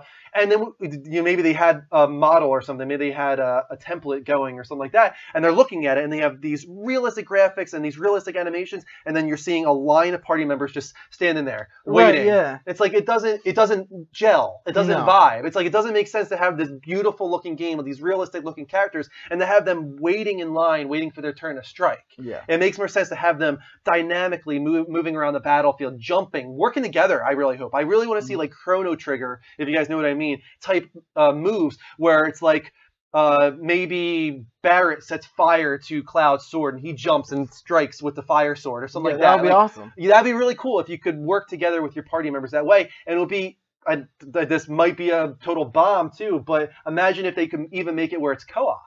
Because I'm pretty sure for most of the game, you typically have a party member with you. Imagine if somebody could control that party member and in combat as well, and you could do moves together. Like there's potential there for some cool things that wasn't in the original that they could do in the remake. So. And at the very least, worst case scenario, it'll have them look like they're doing something. Right. It won't pull you out of that as much, like you said, having just like watching your teammates like just stand around while you're in the middle of this like epic fight. The other big question is the Final Fantasy games, if you've ever seen them, typically the old ones, they have this overworld. Where it's your character that looks massive on this world map, and the towns are the same size as the character. But it's simply meant for a way for you to get from town to town. Right? And once you're in the town, it gets more to like an on-scale, one-to-one thing. But when you're on the world map, the towns are tiny and you're huge. Now, people are wondering, do they go with that? Do they remove world map entirely and just make it so that you choose your location? Or do they go Witcher? And have you run through these worlds? Have run through this enormous world from town to town and really give you that sense of scale and that sense of travel and adventure. Now, I want them to go partially the way to The Witcher. I don't want the world to be massive. Here, it's a delicate thing. Like, I think they need to make the world feel massive, but not make it take too long for you to get from place to place. Right. Like, because that's the thing. Like, people, you're not really going to know what I'm talking about here, but you exit Midgar about 6 hours into the game. You think Midgar is the entire game. You're in this city, and then you exit Midgar, and you're like, holy crap, like there's a whole world. And it's this mind-blowing experience, and I can't imagine what that'll be like for the first time when you exit Midgar and see an actual open world, you know, like Witcher. But, like, you go to Calm in the distance, the next town, but I don't want it to take 30 minutes to get there. Right. But I also don't want to be able to see Calm when I exit Midgar, right? Yeah. Like, they need to have that delicate balance where, I don't know if there's hills and mountains on the way or trees and whatnot, but make it so I can get to Calm if I want in 5 minutes, but it's really cool looking on the way there. Yeah. You know? I understand what you're trying to say. And have monsters on the battlefield as I'm running there, chocobos on the battlefield as I'm running there. That's what they need to do, in my opinion. So. What do you think about, I don't know if this will totally break the game or not, I've never played Final Fantasy, but back to the combat, if like they implemented kind of dual play like Arkham Knight.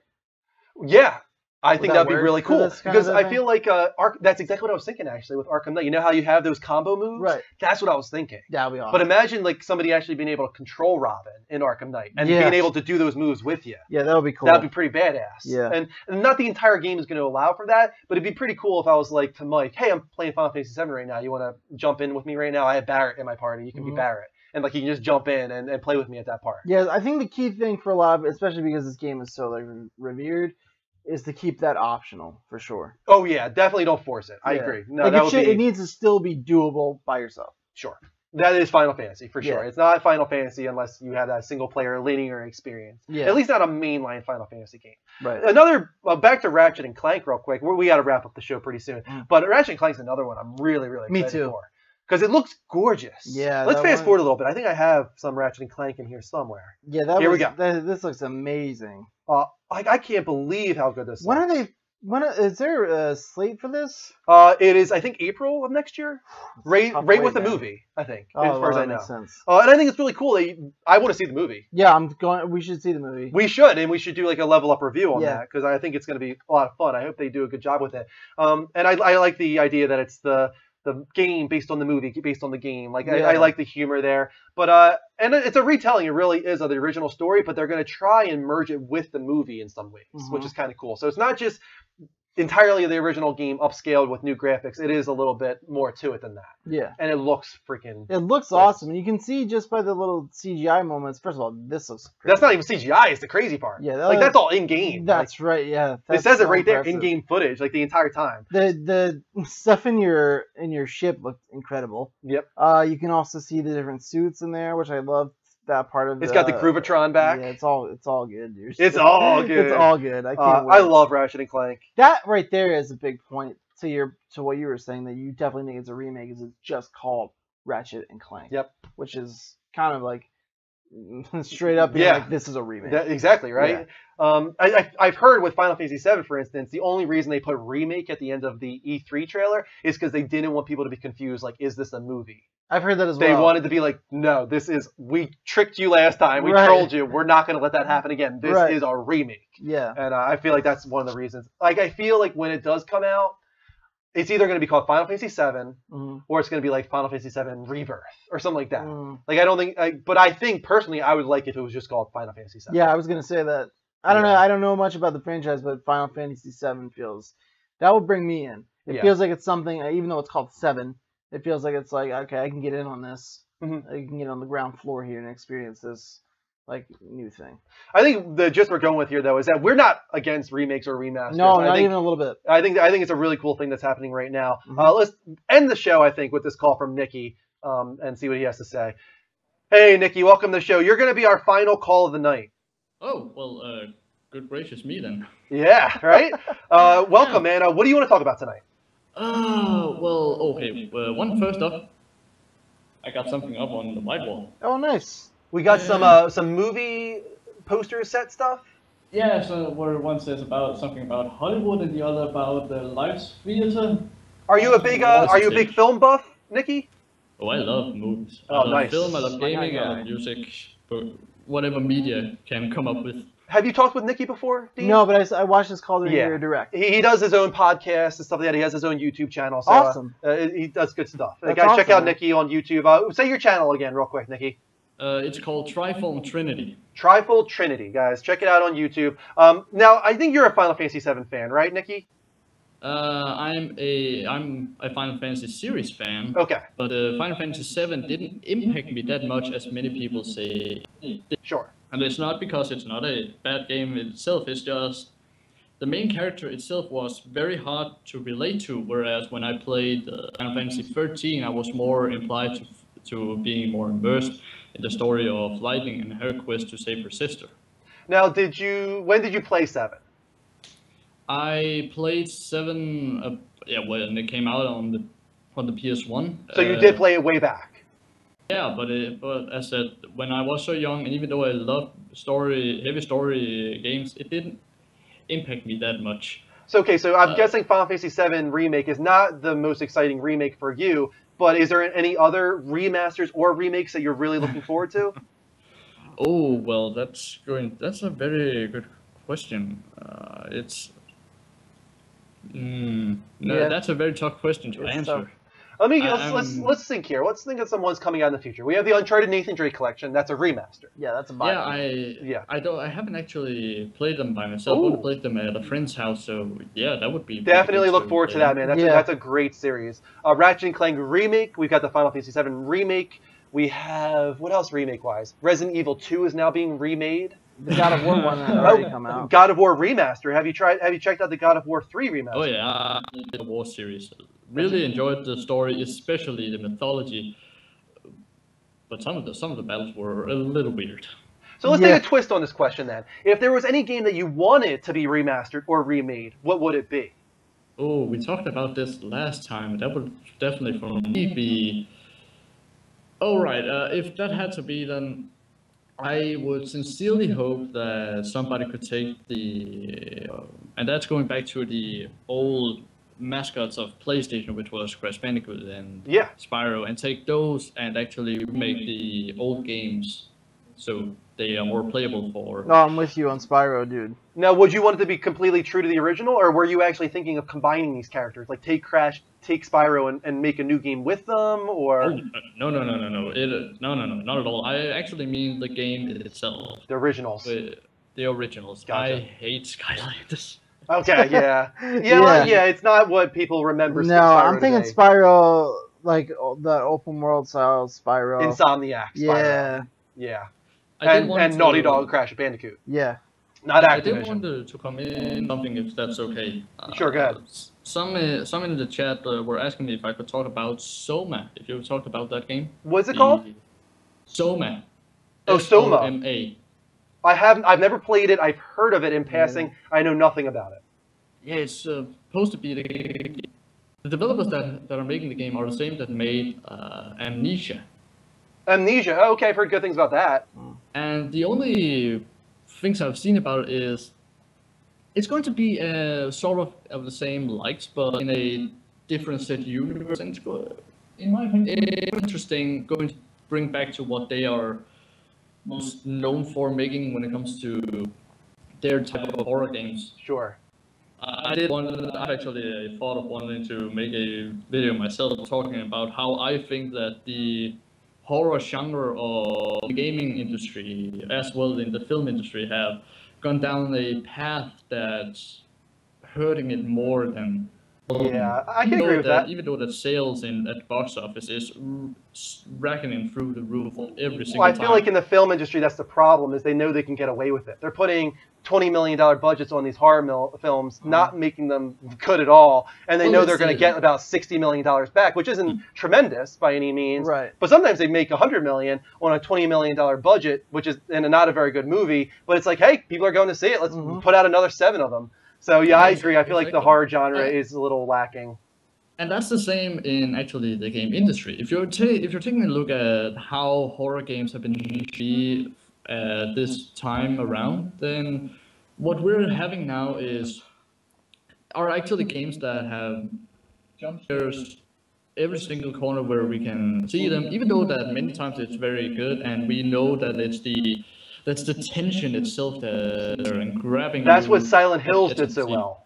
Exactly. But Silent Hills, when you turn that one corner at the beginning of the game and you just see her standing there under the light, she's not even doing anything. She didn't come out to jump scare you. There was no sound effect. It was just you turn the corner and there's something standing there. And the fear of moving at that point, like you just freeze because you like, if I move, is she going to come at me? Like, do I keep walking forward and will I walk through her like a ghost? Like, I thought that was an amazing design decision on Guillermo del Toro's part and Hideo Kojima, because I stood there for like minutes. Like, I don't know what to do right now. Like, I'm terrified. Like, and I thought that was so cool. Like, that's the way you design a horror game. You don't do jump scares. You surround the character with tension and fear that he doesn't even want to move. Like, that's a horror game. That's one way of going about it. One I really enjoy, and that's surprisingly, it's only books that have been able to capture this very well. It's in the horror game where you know there's this tension grabbing you, and you have a hard time of describing what it is that that is keep you from building the game. And then it goes into the fact that maybe there is a monster, maybe there's not, but it will never be shown. Yeah. It's all up in your own mind. Oh yeah, I agree with that. Never shine a light on the boogeyman. Yeah, that's what they usually say. that's the thing about horror games. They always go towards just showing how the monster is designed and how it's in some sort of out of the world dimensional way going to killing you. And an example is the last game for the PS4 where you walked around in a house. Where was it Silent Hills or no, PT? No, not PT, but something along the line. It was a indie game developed for the PS4. I can't actually remember it, the name, but I saw Angry Joe play it. And there was Outlast. Outlast was a horror game, and then there was Daylight, I think maybe it was called. What are you talking about? Maybe. Yeah. But the thing about the game was that it did most of the gameplay video itself. You were thinking this is actually pretty good. The tension is there. You're feeling that there's something around it. I'm bumping into the mic all the time. And there's these strange sounds that in the house, which envelops this darkness that you cannot quite explain. And then they kind of flub it while showing, it's kind of like in The Ring, the girl coming out of the well. Yeah. Yeah. It's not sort of that. Once you see it, it's not as scary anymore. Yeah, I agree with you. Nikki, we do have to wrap up, man. We went about 15 minutes long already, but it was nice to have you as the final call of the night. Well, I'm glad that you could have me on board once again. All right, man. Take care. Level up. Morning and level up. He's from Denmark. Oh, nice. So who knows what time it is there. Yeah. He said good morning. So, all right, guys, that is going to be it. As Level Up host Drew said, I forgot to remind you guys, the t-shirt is going down right after this show. So if you want a chance at 60 Fix, do it now within the next 10 minutes because I am going to take that off of the levelupshow.spreadshirt.com. And also, this is your last chance to follow the show tonight during the live show. We did get a lot of follows. Keep them coming at twitch.tv/thelevelupshow. Spelled exactly how it sounds. It's on the sign. And also, if you're watching live from PlayStation, all you got to do is hit that heart button like these guys did. Thank you to Delacerda99, Shadow Knoll, Rockstar 91, King Dennis, Michael425, Maze Elite, Rakor, I Am Asamli, For Mike Kelly, Syphilix, F the Police, and many more. Thank you so much. There were, let's see, we got up to 7,063, so we got 55 follows tonight. Keep those going as we finish up the show here. We're also on YouTube. Dean has an exclusive YouTube show called Power Up, focusing on comic books, superhero, all that nerdiness. Yep. With Greg. Yep. And it's on every Saturday at 10 a.m. on YouTube. But if you're a patron, you get it on Tuesday. I hope. We haven't done it yet. This is going to be the first time we try. It should work, theoretically. Yeah. The way I'm thinking of, you should be good to go. So if you're a patron, you will get that Tuesday for now, so a whole 5 days earlier. Maybe in the future, even Monday night. I can't promise. Yeah, that's a lot to take on for one day. But we are shooting episode 4 tomorrow, so if you have any questions you want to hear answered on the show, email us at powerup@thelevelupnetwork.com, and we will answer your questions on the show. Another 2 follows from Thunder FU and Killer Grandback. Thank you for the follows. We have Twitter at the Level Up Network, level spelled LVL. Tweet at us with hard-hitting questions with hashtag on the spot if you want to be featured on next week's show. We've got our Patreon, as we were just saying, and most importantly, extralife.org/participant/the Level Up Network. Donate to the sick children around the United States at that link. All you got to do is hit the support me button. We're at $1,075, I think. So keep that ball rolling. We're doing really great this year so far, but we don't want it to stop. Another follow from Papa Mau Mau 420. Papa Mau Mau. Papa Mau Mau. Thank you for the follow. And once, as we did last week, we're going to continue doing this. You might not have seen this. We're going to do this every week from now on. We want to do our thank yous every week. So real quick for the next minutes, our special thank yous go out to, hurry up, there we go. So special thanks to our subscribers, 9Fox, Tyspin, DeLone Gunman, Miss Amanda, Jungle Mike 420, Alex Bustos, Beast NJ, Mr. Rager 909, Callie 122, Abtis, Bulldog Brad, new subscribers, Syndrux, new subscribers from Level Up Host tonight, and another one, patrons, Tempest Moriendi, BM Sim Music, Art is Your Dad's Belt, Full House 357, TX Puck, Dragon Con, Blakey 1888, Mark Conklin, Lionhammer, and our Extra Life supporters, Conrad Johnson, Brian Wasilicia, Michael Bizko, Johnny Poolside, Derek Carr, Dennis Yoshoki B, Abbott Steele, Tyler Umphrey, Dylan Stelfox, Robert Bowlake, Blending with Henry, Chris Taylor, Megan Bachniak, Tyler Elkins, Luke Bayford, and our moderators, Pussfield Scav, 9 Fox, TX Puck, GFN 2112, and Ghost Games. I'm really impressed with you right now. That was really good. Also, the subscriber to BSNJ, I'm pretty sure is husband. So yes, I'm pretty sure. He's a double subscriber. Yeah. He's one of our biggest supporters. He's a punk as is well. what he is. What is he? He's a punk. He's a punk. You don't take the Beast name. There's so many people that have become the Beast. I don't know what I did, dude. I'm sorry. You sorry. started a revolution. That's what you did. And that is going to be it for us tonight, guys. One last couple follows here from Papa Mau Mau. We also had Carlito Duran, 9. And I think we had a few others, but they're updating. We'll announce those during our outro. Thank you so much for watching, guys. This was a great show. Don't forget the t-shirt goes down in 10 minutes. Go to levelupshow.spreadshirt.com. Buy the 60 Fix t-shirt while you have the chance before it goes into the Level Up vaults. So we'll see you throughout the week with gaming talk shows and game streams. Until next time, take care. And as always, level up. We didn't burn the place down. Just you and me. Yeah. We nailed it. We nailed it. We did it. We did it! Went a little long. Kristen's probably going to kill me. Yeah. You know. We had a lot of distractions at the beginning of the show. Yeah. It happens. Got it. You know. Got off to a little bit of a late start, too. Yeah. It's all good. The things, they'll happen. Mike might be in the chat room, but he left. Tweet at Mike with Feel Better, by the way. He has a wisdom tooth impacted. I had a theory that he was Level Up show host, but then he wouldn't have subscribed, yeah.